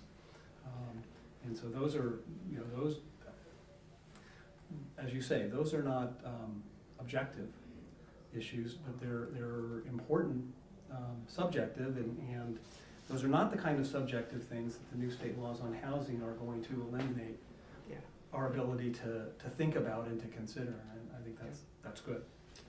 It is one of the areas we probably will look at, but I know that it's going to be a true bone of contention. Yeah. So thanks for your comments. Sure. So I don't know if you followed at all the Stanford GUP negotiation and discussion between the county and Stanford. I was aware of it. I didn't follow the details, and I saw when Stanford pulled back. They one of the things that it produced, which I thought was quite interesting actually, was they actually went through and they actually did a pass on really trying to quantify the impact of the density increase that Stanford wanted. Okay, both in terms of demand for housing, traffic, and services, and all this kind of stuff. And so one of the things that came out was, if they're going to densify, there's going to be more traffic. Okay, just period. Okay, and there's no way. I mean, well, this, that, and the other. It's not going to happen. Okay, so this year, for the first time, traffic came out in our surveys as the number one thing that people in Palo Alto were mad about. It actually edged out housing prices for the first time by like that much, right? So as the city densifies, traffic is going to get worse. But how fast we densify, how we deal with traffic is, these are things we're going to grapple with. How do you think that we ought to navigate our way through that thicket? How should we think through that? Because this is the kind of stuff that the Planning Transportation Commission is going to do. All right. So I guess my off-the-cuff thought on that is that housing is necessary, and that people will adjust to more traffic congestion, and that's the right priority for a city to have. And you see it. I lived in San Francisco for a number of years before I moved to Palo Alto, and traffic then in San Francisco is much worse than traffic is today. And people weren't screaming and pulling their hair out and wanting to leave the city, right? They adapted. That's just part of the price of having all of those amenities, and I think that's true here in Palo Alto too. Again, nobody's here now wants that extra traffic, but they'll adapt. So we are out of time. Well, thank you for the opportunity. Appreciate it. Thank you for Thanks. volunteering. This Thank you was so your much. dress rehearsal. I think that's what you guessed, right? All right, yep. I'm not telling you that. I'm just saying I know that you guessed it was. Okay. Thank you for coming. Thanks. So back to Parks and Rec. Doesn't he look like he'd be in a TV show with one of those? Courtroom Wars. Yes, yes, exactly. Hi, Jeff. So, thank you very much for reapplying and for coming and being with us tonight. And so what we're going to do is we've got 10 minutes. Okay. And so we'll ask you to take a minute and sort of give us a summary and how Okay. things have gone. Sure. And then we'll ask you all kinds of questions. Great. Well, I appreciate the opportunity to be here. It's when I joined the commission, I wasn't quite sure what to expect, and it far exceeded my expectations. It's given me a really important understanding of how government works, how policy works. It's shown to me what good policy does, how important community service is, and more importantly, how important local government is. And that is really, you see everything going on in our country right now, and you realize the impact that local government makes. And for me, that has been by far one of the best things. As far as accomplishments goes with the commission, things that to me I've found very, very rewarding are things that affect many people. So for example, even though it took quite a long time to get a dog park built in Pierce Park and trying to find locations for additional dog parks, but to go out to a park and see the use of it and see the use of the dog park is wonderful. To see the citizen action and voice of people who wanted pickleball, and to see the number of people who showed up meeting after meeting after meeting, and then to go to the ribbon cutting and see all the people who turned out to that. And I live near Mitchell Park, and so I'm often going through there, and it is very well used. And to see those facilities used like that is tremendous. And third, a very interesting project was the pool and the contract with Tim Sheeper and Team Sheeper, and to see how this public-private partnership is going to work. Because I think for us to accomplish what we want to accomplish, at least on the Parks and Recreation side, there's going to be a need for more public-private partnerships. And so to see how this works with Team Sheeper and how it's managed, and so far I think it's going well, but just to be able to follow it and monitor it and study it is going to be extremely important. Just one. So I noticed you mentioned you're the head of the boys basketball coach at Palo. Yes. So 2 questions there. Okay. One, what was your record? Okay, so last year I coached the freshman team, and this year is my first year with the varsity. Yeah. So I'm the head coach of the varsity, which for me is very exciting. But another thing that it's shown me is we had about 60 kids try out for the freshman, JV, and varsity teams, and we cut, say, 15 to 20 kids or so. And so all of a sudden, these kids who want an opportunity are searching for something different. And there may be some other offerings through NJB or some other basketball programs, but it really makes me think about recreational opportunities for teens, and especially some of those that are interested in sports, but other opportunities. And I know our city does do some things for that, but that for me is an interesting initiative. I've talked with Ann Cribbs about it, and just what are those other recreational opportunities that we can offer that population. And that is really my second question, is like what more should we be doing for our teens and youth in terms of recreational And I parks? feel like I'm starting to get a better feel for that now that I'm interacting with them every day, and I spent time a lot with 14 and 15-year-olds, and they're interested in so many things. And again, the recreational opportunities that our city may be able to provide for them, and to me it's not just sport related. It's related to there's so many different aspects that we've done, and I think there's been some nice things done with some leadership initiatives with the teen council, but what can we do to even expand that more is interesting to me. Thank you. Oh, that was gosh. Liz. So. Allison's seeds for time. Oh, why does that sound familiar? Right. So, 3 things have just popped out tonight. You mentioned two of them. You mentioned pickleball. Actually, maybe you mentioned just pickleball, which I couldn't believe how much I've heard about pickleball and how much we got lobbied to Yes.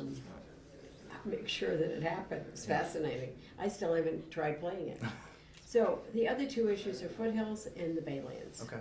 So comments on those if you want to. You know, we've heard a good deal about Foothills and Sure. what might happen. I was surprised to hear the Baylands were in you know, Yeah. we're live. Yes, you know, again, I think both of those are incredible treasures for our city and incredible resources.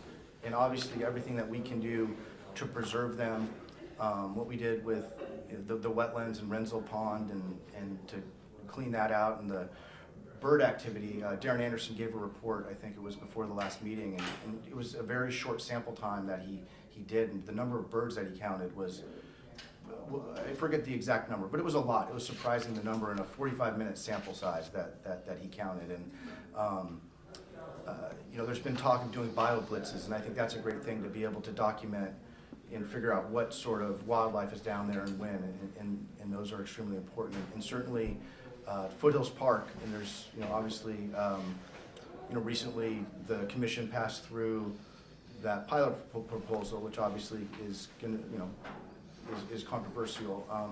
One of the things I thought about with that is, throughout the discussion of that, one of the things that was brought up consistently was, we want to protect the park, we want to preserve the park, and we don't want too many people to come in there. But that got me thinking, in terms of, we have set a cap of 1,000 people per day.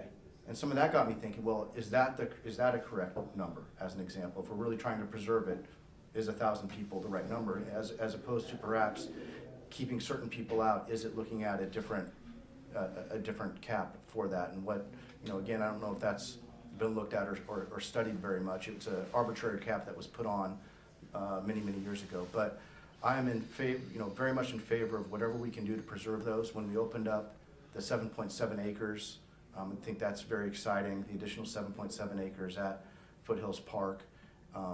And to be able to, one thing we talked about with that is making that more accessible to people in terms of, you know, with disabilities. And it's a flat area, so can people get around that aren't as mobile?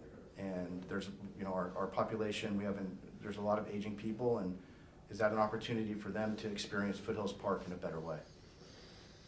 Okay, you've had a full plate. Yeah, and you've had fun with it. That's been tremendous. Yeah, great. Tom?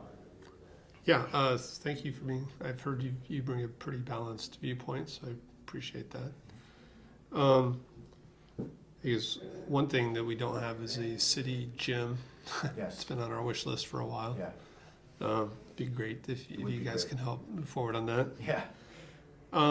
Curious what you think about kind of the Baylands area, and there's talk of soccer fields out there. Yeah, that's interesting. I'm on an ad hoc with that, and so looking at one is there's some more information we need as far as there's a potential wetland in the middle, so that will dictate certain ways we might be able to build or what can happen down there. But one of the things for me with any of the new construction we do or any thought that we put towards fields is flexibility. And what I mean by that is, we have what people like now, what sports they like now, may not be what sports are popular 10 or 15 years from now. And when we undertake these big projects that are going to cost millions of dollars, I think we need to build in flexibility to these projects. So it needs to be a field that's not just a soccer field. Maybe it's soccer and lacrosse, or does a cricket field fit in there? But we have to really keep in mind flexibility in that, the fact that things change.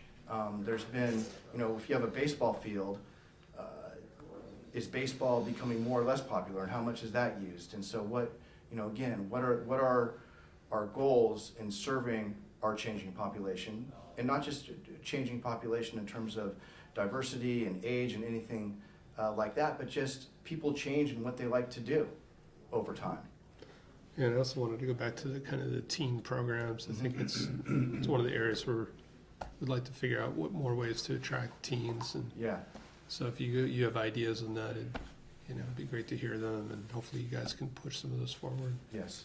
No, that's something that really want to dive into. And I want to take time to talk to my team, for example, and say, well, what would you do? Because it's one thing for us to put an offering forward, but what are you guys really going to go to, and what's going to draw attendance? I mean, one And thing I that's think come up important. multiple times is intramural or pickup basketball, actually. Right. Yeah. Yeah. So, thanks. Commissioner O'Meara, hello. Hello. Nice to see you. So the one thing that I wanted to pick up on here is, and I thank you for mentioning the master plan, but the three of us were on the finance committee last night. It's unfunded. Yes. So I appreciate the fact that in your application you talk about, donations and public-private partnerships and cultivation of friends relationships. Haven't frankly seen as much work on that this year as I would hope to see, given the fact that it's unfunded. So that was a long question. Any thoughts? Yeah, no, I would actually agree with you, and I would think that that's the one thing in my 3 years with the commission that I would count as, I don't know if I call it a failure, but it's something that I'm not that we- attributing it to you. No, This is a I general question. just, I feel like us as a commission, and I was actually on an ad hoc committee for 1 year with it, but we have not pushed forward or cultivated what we need to do for determining public-private partnerships, for pushing forward projects for the Friends, pushing forward, dedicated projects for perhaps that can be better funded than just general asking for money. And the bottom line is we're gonna have to figure out a way to fund it, because I wouldn't hold our breath to get a bond measure or increase taxes or anything like that. We need to find creative ways to get that funded, and I wholeheartedly agree with you and with the urgency for that. Otherwise, that master plan, which took so much time to do and is great in theory, just sits there theoretically until we do something. Maybe get your athletes to lobby the city council. Yeah. Thank you. Okay. All right. Thanks. So we have used our time. Okay. Thank you very much. Thank you for your service in Thanks. doing this, and Thank thanks you. for reapplying. Okay, thank you. Good night. Thank you so much.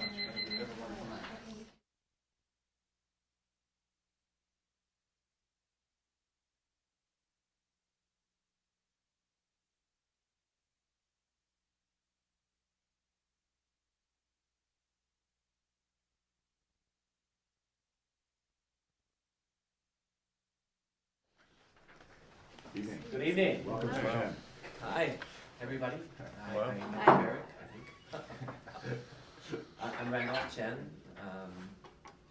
So we've got 15 minutes. Yeah. And so I'll let you continue in a second here. What we're going to do is ask you to take a minute and introduce yourself and sort of context of how you got interested in this and so forth. And then we're going to ask you all kinds of hard questions. Excellent, excellent. I've been a resident since 2007 and been involved in Hoover as a TSR, and have provided some feedback from time to time to the city traffic, 311, also the traffic management people, because of the Charleston development, how it can be improved. And as a resident over here, I get to observe all the traffic being growing and getting messy. People they do Hollywood stop signs. So I got interested in this. I believe the city should have growth and preservation both combined together depending on where things lay. And in my professional work as a software business development sales solution selling traffic simulation solutions. So I think that will give you a more holistic view of how the city traffic can be managed together with planning, so that we can satisfy mostly everybody who's in the cities, pro-growth, pro-sustainability, and I like to give this a shot and provide my services to the people over here. I've been involved in various other city-led initiatives and want to give as much as I can back to the city. Allison. Good evening, thanks for coming. Have you had the opportunity to watch a Planning and Transportation Commission meeting? No, but I've attended one of the meetings up here a long time ago. Okay. Yes. Any thoughts about the meeting that you watched? Things that you thought went well, things that could be better?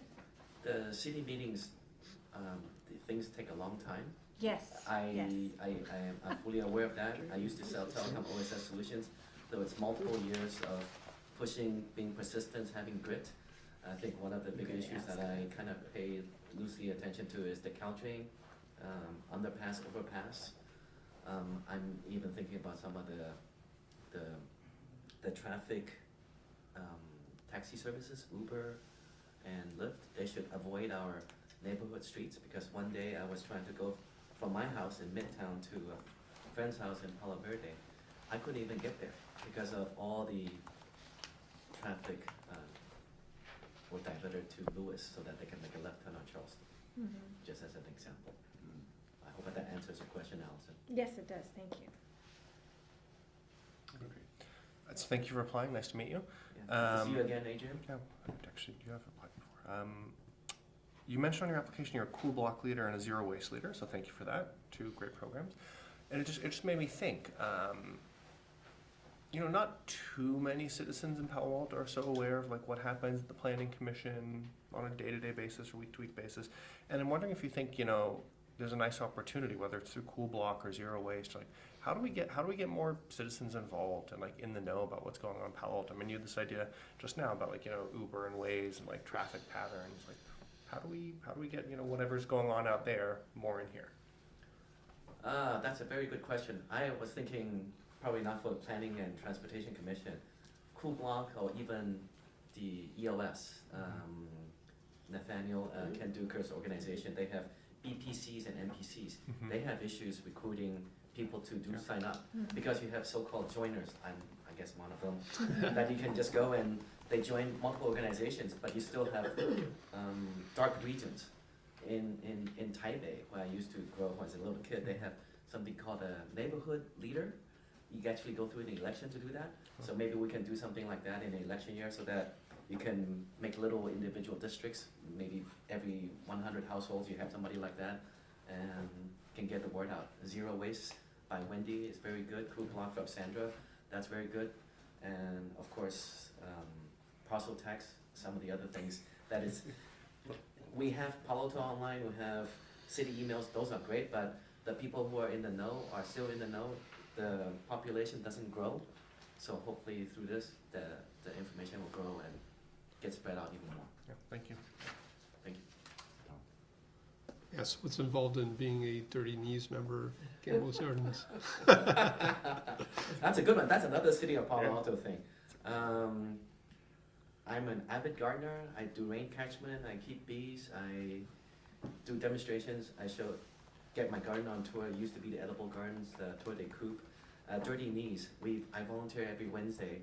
Go there and dig up whatever needs to be done, like a gardener. So sometimes I dig up trees. Sometimes I go plant something. Sometimes just raking leaves. Nice. And then every second Saturday, I'm also a volunteer guide at Gamble Gardens to help spread the word. Oh, pollinator garden. Why do we have to save the monarch butterflies? So getting involved in the community to spread the word. So in a way, an ambassador to whichever organization I'm involved with. And then sometimes I cross-pollinate. So just like a bee. Okay. Yes, yes, beekeeper. So you talked a lot about traffic. Yes. Talk about the other side, planning, building projects. Have you paid attention to any particular maybe controversial project that's come through Palo Alto? One of the controversial is the Charleston El Camino right turn signal. People were doing that. Yeah, well, that's more transportation. So I'm asking about planning. buildings. Maybe a little bit on Carboline Center. Okay. Does that count? Yeah. Yes. There were 1 proposal, 2 proposal that properties owned jointly by the city and the PAUSD. And PAUSD is, I don't know. I heard, I don't know. I can neither confirm or deny that they were not sure what to do. I think that will solve some of the housing issues that we have, even for the city employees. Like the police department, there's only 1 person who lives in the city. Everybody lives outside of that. So having that converted somehow, but still owned by the city and whatever to get things done. Yeah. And other ones like the grocery outlet place, that one just sometimes. What about that one? What about grocery outlet? No, that whole Stretch. that Stretch, whole yeah. little building, and then another one on Loma Verde on Bayshore. There's another subdivision that's kind of thing, but then that one is part of the Gun High School District. Those are the ones that I'm aware of because I don't do this all day. So yeah, have you watched a planning commission meeting? Here. Sorry, no. Watched it, but didn't really pay too much attention. Okay. Good, okay, thank you. So go on to the, you've got an interesting, you have a lot of involvements. You clearly have a number of passions. On the back is the City of Palo Alto as a member of Parcel Tax Oversight Committee. Yes, Is that still meeting? yes, we meet 2 times a year. So now I got recruited into, I don't know if I should say this, but the parcel tax, it's getting renewed. Randolph, can you come help? We want to drive this campaign. So the school district. That's the Yes, school for the district. school district. Yeah, We right. raise about, it's about $16 million a year. And it's time for it to be renewed? Yes, working on that. Yeah. Okay, interesting. And looking at the front here, this is what you do for a living, right? Modeling, analysis, and traffic? I used to do that, You used to do it no more, right? correct. So I did that for 8 years. I would think that would give you a very good background in knowing what happens as a result of development in Palo Alto Yes, and design. So we have a lot of complaints about a variety of streets. yes. Restorer Road, Ross Road. You're complaining about Waves, which sends you down the I road. complain about Ross on 311. Yeah. So say something about that. How does that all fit together? When we do traffic simulation on the internet backbone company, how do you model growth? How do you model failure analysis? Let's say something happened on the street, there's construction, all the traffic gets diverted. You don't know what the impact may be. So in the simulation component, we have different costs and associated with that and different architectural. When Eric designs a network, Liz, when you design a network, or Allison, you have different criterias. You put them all in and you run a simulation analysis of that. Many of the requests that we have when we do this internet traffic modeling is, can we do this to traffic? More or less, you can.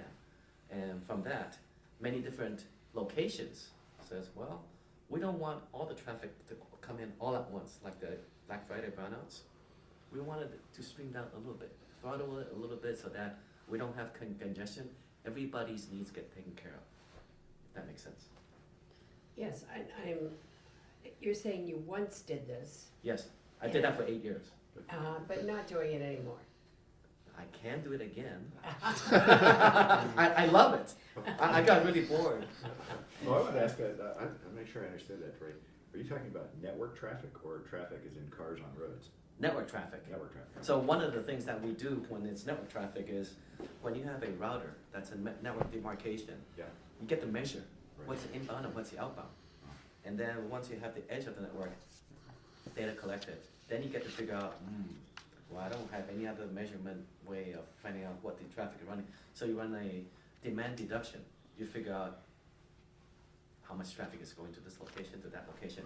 So if we can, I think a lot of people will worry about privacy issues. Put a tag on every car.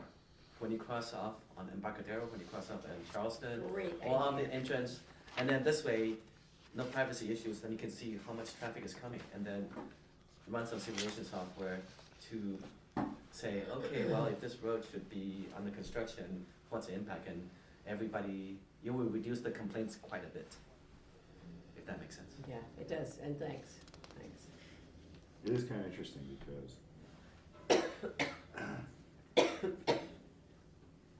actual traffic data, like car traffic data based on cell phone data, is starting to become available. Oh, cool. Okay. Uh-huh. But it's not 100% clear yet how accurate I'm it gonna is. drain you Right, over. there's sort of, there's sort of still some exploration needed. So in principle, what you're talking about, might be doable at some point, right? The same way you would look at network traffic on a network. We call that net flow, right? And then in the traffic, the worst case scenario, you can put one of those rubber thingies when you drive over, and then you count how many Right. pressure touches. Yeah. That's old-fashioned, isn't it? But the worst case scenario, people don't want to put tags on the car, right? Because then you can track it a little bit more.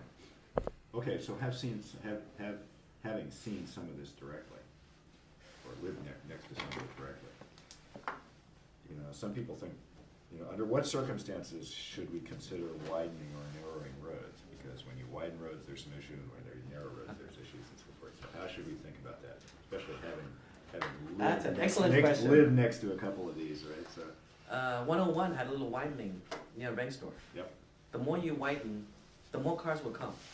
So widening is not necessarily the right solution. And then with Charleston, with all the high-tech, sorry, I hope I don't offend anybody, high-tech buses, they are very dangerous. I'm a cyclist, do 40, 50 miles every time I ride. They're a little bit reckless.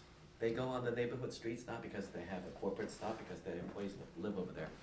But then like 101 and Rengsdorf, they have a lot of ons and offs. Then we have a lot of smart drivers, like smartphones and smart cars. They will cut through 5 lanes of traffic and exit. I'm the best. So everybody has to slow down. So you have a phantom traffic jam. Sorry, I used to live in Missouri. Midwest, they have the outer road and the inner road. If you have an outer road where you have the on-off traffic all segmented, and then make all the traffic go between Oregon and I don't know, Woodson, and so that you don't get the riffraff, so to speak, on the cars coming in and out. The flow will be better, using that as an example. And then when you build buildings, tall high rises, make sure there are parking structures beside it, make sure the roads are adjusted so that they are good for that reason. In Taipei, when you want to make a left turn, you make a right turn, make a U-turn, and then you go, because this way you eliminate the left turn light. Sorry, I'm using Taipei because I love that city. Detroit life. Yeah. You use a scooter there. Yes. That's another one. I hope I answered your question. Well, a little bit. I think some of these things, I mean, we're probably not gonna do that with, local streets in town, okay? But if you look at, 101, for example, it's a different story, right? Yes. 101 is the big one, and everybody goes on to 280. And then selecting between 101 and 280, we don't have a good way to cut through, like 380. I don't know if that's a good thing, because then Palo Alto's traffic is going to get even worse. When you have a game, you have another 100,000 people with another umpteen cars, maybe a little bit more of a public transportation, like running more of the shuttles. And I don't know if the shuttle is being used enough, things like that sort. And then if you have psychopath, like, not psychopath, but psychopaths, Right. that's properly maintained, because after a rainstorm like this, it's not rideable. You got branches and puddles, and Right. it's easy for you to flip over even without cars beside you. It's dangerous for the kids. Okay, so we are actually at 7 seconds left here. Yeah. So, thank you very much for coming in. If you wanna say anything in conclusion, or we'll wish you good night. I'm the best candidate for the job, so. Love the enthusiasm. Thank you. Thank you very much. Thanks for coming. I'm only 2 blocks down from you. Yeah, I walk by, I must walk by your house all the time. Also the big flags. Yeah, well, my dog's still, one of the many Labradoodles. Okay, excellent. Thank Thank you very much.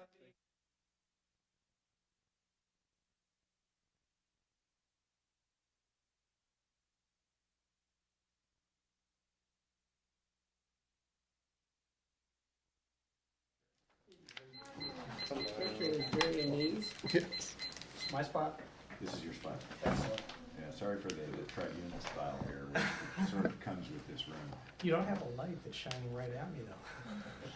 Oh, We could arrange it. we need that cell phone. Okay, so we've got 15 minutes. Okay. So we're gonna ask you to sort of give us a quick summary of how things are going, and then we'll ask you all kinds of questions. Okay, sure. Yeah, I was told 30 seconds, so I think you all know me, but answer the question why you should appoint me to another term in the PTC. The short answer is that I get stuff done, and I focus on the important things. The planning staff and my colleagues on the PTC respect my work and my views. I do my homework, I listen, I don't waste time at meetings. I also work to find compromises, and I try to bring good data to discussions, government data to discussions. During my term, we finalized the comp plan. We rapidly finished phase 1 of the housing work plan. We approved projects including mixed use, affordable, and workforce housing. So, I think that's just a summary of what we've gotten done. So, open it up. What questions do you have? fun. Yeah, so thank you for applying again. We had an interesting interview earlier tonight. Just wanted to clarify a couple things. So The knives are out for me today. when were you on the Castellea board? I'm sorry. When were you on it? I trying to remember the exact dates. I think I joined it in 2013 and left it in 2015. And then when did you go on the planning commission? I went on planning commission at the end of 2015, so that was after I had left the Castellea board. Okay. And did we ever talk about Castellea? We did not. I disclosed the Castellea board membership on that initial application. It's also on this application, so that's never been a secret. And have you ever had to recuse yourself on PTC? I have not. So when the Castellea issue came up, I think it came up in 2016 or 2017, I was concerned about that question. I reached out to a government law firm to ask for some help on whether there was a conflict. He analyzed the situation, wrote a memo, shared that with the city attorney's office, who concurred with the memo that there was no conflict. So I saw you were on the Library Technology Commission, then you were on our UAC, and then now you're on the PTC. Right. So my question is, why are you signing up for more? Well, because I have nothing else to do in my evenings. No, I'm really doing it out of a sense of civic duty. You know, Palo Alto it's been my home now for 25 years. I've brought up my family here, and I really feel a responsibility to give back, and that's the reason that I've participated and continue to participate. So thank you for your service. Thank you for applying. It was fun serving with you for a short year on the Planning Commission. I guess one thing I've been thinking about recently is we often get these projects one by one, and you've got to compare them to CEQA and find whether there's an adverse impact and whether it can be mitigated or if not. And then it comes to council still, and we're trying to figure out if this has any impact and what we can do about that and whether we should approve it or not. Do you I guess philosophically from 30,000 feet, is that an effective way of doing development anymore? I just sometimes wonder will we still have CEQA in 30 years, and do we just look at things and say, gosh, there's traffic impacts, we shouldn't do this? I'm just wondering if you can share some thoughts there. Well, I think we can all see the writing on the wall that the CEQA process is not the perfect process. We recently saw a project that needs a deep dive EIR. It's a housing project that I think that we all would like to see get done. So this is a great example because, I've gone to staff and I've said, look, we know that collectively we'll spend a year on this EIR. We know what the report will say. To the first order, it will say here are the 3 mitigations that need to be brought forward. So why are we spending a year on this? Why don't we find a different way to do this? And the response is, right now, this is our legal framework, and nobody wants to put his or her neck out and fast track a project or find a different way to do it. So I think that we need some guidance on other processes. But no, that's not the way that we will do it forever. Yeah, that's a good answer. There's a cottage industry of CEQA in California, right? It's more than a cottage industry. I think I've found many people who have had very lucrative careers, running CEQA processes, and they're good for them. It's been valuable in some ways, and it's been an obstruction in other ways. Whenever. So, sure. Rumor has it the PTC is not as busy this year. You haven't had as many projects coming down the pipes, correct? That is a true statement. Also, I'm hearing more and more that Palo Alto is a really tough place to do business. Whether I'm talking to people in the housing world or development world, wherever it may be, they'd rather go to Redwood City, they'd rather go to Mountain View. What do you think is going on? Fewer projects, not meeting very often, and this reputation that we're getting in such a way that we have, I don't think we have any projects on the pipeline right now. I think we do have some projects in the 29,000, pipeline. that's it. Yeah, we do have some projects in the pipeline. I think that a lot of what we're seeing is the economy. I don't think so. But go ahead. Yeah, well, I think we're seeing some slowdowns. We're seeing some regional slowdowns.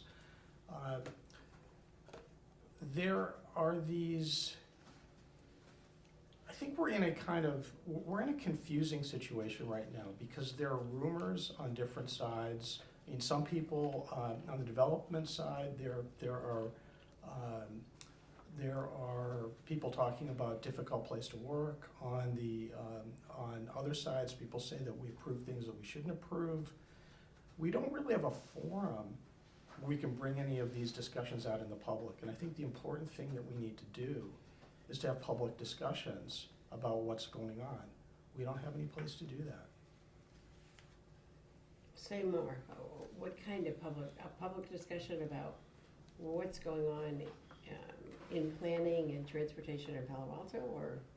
What's going on in the development world right now? I mean, I have reached out. I mean, I have friends in the development world in the Bay Area who do a lot of work in San Francisco, do a lot of work in Oakland. Their secular view about Palo Alto is that it's generally the same group of people working over and over in Palo Alto. So we don't see a lot of crossover. One of the things that we should do is we should make Palo Alto an easier place for the regional community to work in. I mean, we haven't done a lot of outreach. We haven't gone to San Francisco, and we haven't held any forums where we invite in developers who work regionally to say, look, what are your issues? I don't know exactly how this has transpired, but I do know that when I talk to people who say, there's a lot going on in Menlo Park, a lot going on in Redwood City, certainly a lot going on in Mountain View. So some message that we're sending says, basically, we're not looking to do any more projects. So I would take issue with that because, first of all, the available parcels are very different in Menlo Park, Mountain View, from what's available here. Like the big developments in El Camino and Menlo Park, that's a Stanford parcel. It's, I don't know what that is, 10 or 15 acres. I mean, we don't have anything similar to that in Palo Alto. Now, we do have some districts with some huge opportunities. And for some reason, we're focusing all of our area plan efforts in districts where either developers aren't interested in moving forward, or where where the market is just telling us that the parcels aren't organized properly. I mean, we do have districts where we could encourage development, and we need to find a way to. Part of this is we don't have an economic development manager in the city any longer. But we don't have any good process. What I've observed in the last 4 years is every time a developer comes in and says, I need concession A, B, or C to get a project done, we don't sit down and negotiate that. We write a citywide ordinance and hope that something will happen. I mean, we just don't have a process. So should we have somebody in economic development devoted to that? I think we should. Okay. I mean, if you want to get Next, something we done, don't agree do on it. a couple of things, but we agree on economic development. Allison. Hi, Mr. Yes. Alto. Nice to see you again. Good to see you.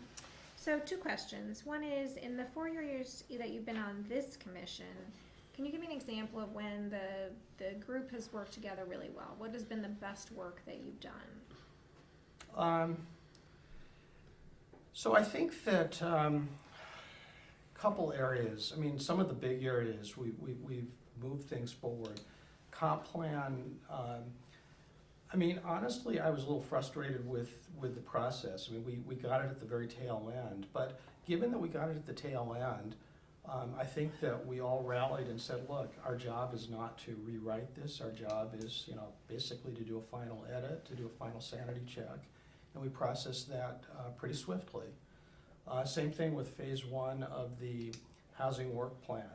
We had a clear mission sent from the council.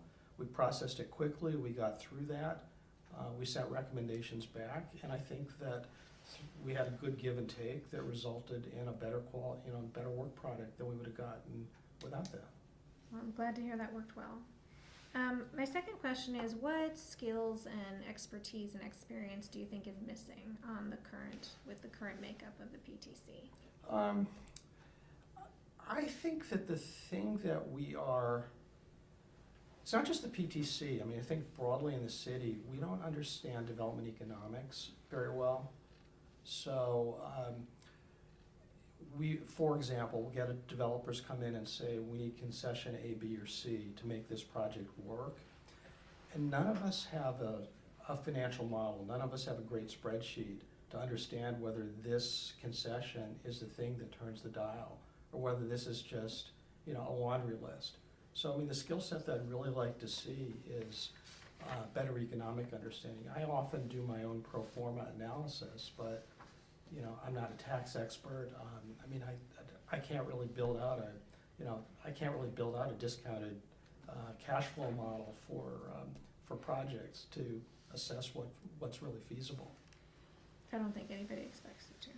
Well, no, but I'm saying that I think that's a gap that we have, but it's not just on the commission. It's also in the city. Thanks. You're thinking that that's what an economic development function of the city would do some of. I think they would do some of that. I would love to see an economic development person build out some models so that we could have coherent discussions about, is concession A, will that actually turn the dial, or is that just trading, say, amenity B for amenity C? I don't want to give somebody concessions so they'll put gold-plated faucets and marble counters in the development, because that's not really our objective. Building on that, actually, where else do you think, our staff or even, the council could strengthen our approach to development? Be smarter about it. I think we need some advisory boards built up, some multidisciplinary advisory boards. So not task forces, not blue ribbon task forces. Preferably, these would be things that we could somehow set up so that there could be informal discussions. But we need a place for stakeholders to come together. I mean, I've done some of this on the PTC. We've run a few ad hocs. Have reached out to the development community, and I've learned a lot that way. But with our process, if a developer says, here's some facts about my situation, I can't really bring those forward, in a public meeting and say, look, I've been told that, say height, if we could make this adjustment on height, that really turns the dial on the economics of projects, because there's sort of nothing deep and factual. So we need some processes where we can learn those things and act on them. Have you been following the grade separation discussion, and just wondered what your thoughts were on kind of that process? I don't think it's come to the planning commission. It has not come to the planning commission. I've stayed somewhat arm's length. I liaised, when I was on the utilities commission, I liaised to the rail corridor task force. What was that, 10 years ago? So a little bit of exposure to that. And so I don't really have any opinions about that at this point. We have 1 second left. Yeah. So thank you very much for your service. Thanks for coming in and reapplying tonight. And if you want to say anything in closing, you can take a few seconds to do that.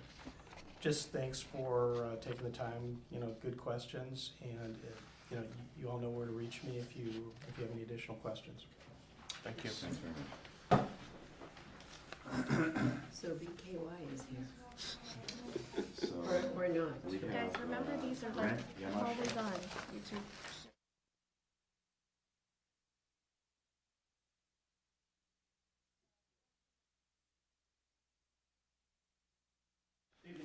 thank you very much for volunteering to do this My and pleasure. coming in tonight. My pleasure.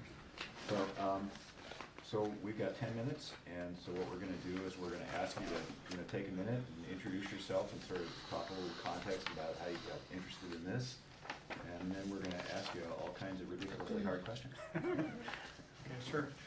Please So my name proceed. is Brent Yamashita. I've lived in Palo Alto since '99. I'm married with 2 kids. My daughters both go to Palo. They're in 12th grade and 10th grade. My trade is I'm a lawyer. I work actually right down University at a firm called DLA Piper. I do patent litigation, which is litigating patents in court, as well as patent drafting, helping tech companies get patents. I love Palo Alto. We've been very happy here. I hope to retire here one day. I hope my kids come back and live, if not here, nearby. I think, the government has done a great job. I think our parks, Baylands, Foothill are all, really well run. And my personal goal, if I'm on this commission, would be to just keep a good thing going. I think, maintain those, and obviously there's some big decisions with the future of Foothill and Cumberly, which I know you would look to the commission to help with. So that's kind of, in a nutshell, who I am. And, yeah. Cool. That's it. Allison. We're all being so gracious tonight. It's wonderful. Good evening. Thank you for being here. I wondered if you've had a chance to watch one of the Parks and Rec Commission meetings. I have not. Okay. And the Parks and Recs Commission did a Parks Master Plan a year or so ago. Have you had a chance to take a look at that? I've glanced through it. I can't say Okay. I've read it. Okay. cover. Well, then let's talk. You mentioned both. I'll take Cumberly and let one of my colleagues take the Foothills part. Do you just want to talk a little bit more about what you think, the future of Cumberly could be, and how Parks and Recreation Commission should think about that? Sure. So I have lots of personal experience just being around Cumberly. Both daughters went to dance, and one of them still goes to Dance Connection since they were like 5. And that's one of the tenants there. They run a dance studio. And so I've spent many hours just kind of being there as a parent. The kids played on the fields and soccer and softball and so forth. Obviously the structure is very dilapidated. I think it does serve a great community function in its current state. I think it could be better. I would like to see it, keep that community function in terms of a place where, you can have arts and dance and all kinds of activities that kind of service the whole community. I think, and I haven't studied the financial aspects of this, but I think renovations or the plan that was announced recently, I think make a lot of sense. I think even in its current state, there's a lot of parking lot, a lot of one-story buildings, and we could do more with the space. So in general, I think the plan that came out is good. I know there's a debate about whether to have housing or not. My personal view on that is, initially I would be sort of against it, but I'm open to the idea. If there's space and you don't need the entire space for whatever the next community project is, could you have 100 housing units? I personally would be open to hearing about that and learning about that. Great, thank you. So do you have a favorite park? Right now I'd say Piers Park. We got a dog back in February, so we've been going to the dog park a lot. So I haven't seen that new dog park. How is it? It's a lot of fun. It's beautiful. There's It's way at the back, correct? yeah, and it's like a wood chip bottom, I think. Yeah. How do you find the new mulch? Because they had to replace it. No, seriously, this is a big topic at Pierce. I like it a lot. I don't know what was there before. There's but, grass that died. Okay. I think it's really great. It's clean. The dogs seem to enjoy it. The people seem very comfortable. So I think one of the, so switching to rec programs, one of our challenges has been engaging teens. I think we have a lot of, it's for young kids and seniors. But do you have any ideas, or have your daughters participated in any of the city recreation activities as they grew up? They did swimming when they were young at Rinconada. I think that was run by the city, but I'm not positive. Yep. More recently, they definitely take advantage of the Metro Park Library. They go there with friends to study and hang out. Yeah. So, they go there a decent amount. In terms of how to get youth more engaged, I don't know. I'd probably have to ask them. Yeah. Yeah, that's, I'm sure, a big challenge. And then I don't know if you've been following the news, but there's been discussion about access to Foothill Park. Have you followed that issue? Is that about whether to open it up outside of Palo Yeah. Alto? Yeah. What are your thoughts on that? I have mixed feelings. When I first moved to Palo Alto and we learned about it and went there for the first time, I was like, wow, this is fabulous. Like, it's so much land and so many different things to do there. And it's a beautiful luxury. At the same time, I understand that, well, there's a lot of space, and should we be opening it up? And I guess I don't know how I feel about it. Like, I think it's been a great thing that Palo Alto has that jewel. Whether we can keep it that way and allow neighboring cities to also use it, maybe there's plenty of space for everybody. I don't know, but I guess I don't have a hard opinion on it. But good, thank you. I guess I'm open to the idea of. I saw you caught Sure. fish there. Your daughter's caught Yeah. fish. Yeah, my oldest one caught one kind of her first time. The youngest one complained, "Oh, I've never caught a fish, never." And then she was reeling up a fish and didn't know it, and then she's complaining, "I'll never catch a fish," and then caught a fish. I think maybe Foothill is the difference between open space and a park. And I think that's the decision that you have to make. And I don't know, do you look at it in one particular way? I've never thought of it that way. They're quite different when you think of the use. And I think Foothill has been open space, and it's hard to think of, Yeah. do you suddenly turn it into a park? Do you have swings? Do you have slides? Do you have other kinds of things? Right. I think as open space, it's been wonderful. Like, certainly, I mean, Palo Alto has a lot of parks, and each neighborhood has at least a couple of 36. parks. Yeah. So for kids and people, it's not very hard to get to a place that has swings or walking paths or a place to jog. So I don't think we necessarily need that at Foothill. I do kind of like it the way it is, as I guess as open space. Thanks, I appreciate that. Let me ask a follow-on question. Tom's about Foothill Park, not how you feel about it, opening or expanding access, but how should we make a decision like that? I mean, because the Parks and Rec Commission is going to be is at the center of that. So how should we approach the problem? Which is kind of a different question than how you feel about it. Yeah. I guess I would start with sort of the goals and the vision for what the city is and what we want it to be. And then, listen to citizens in terms of what, and I know our community is very good about that, about people voicing, maybe you're very yes. familiar with that, Oh, yes. voicing opinions and making their feelings known. So obviously listening, getting input from anyone who wants to have input, as well as from hearing what neighboring cities have to say.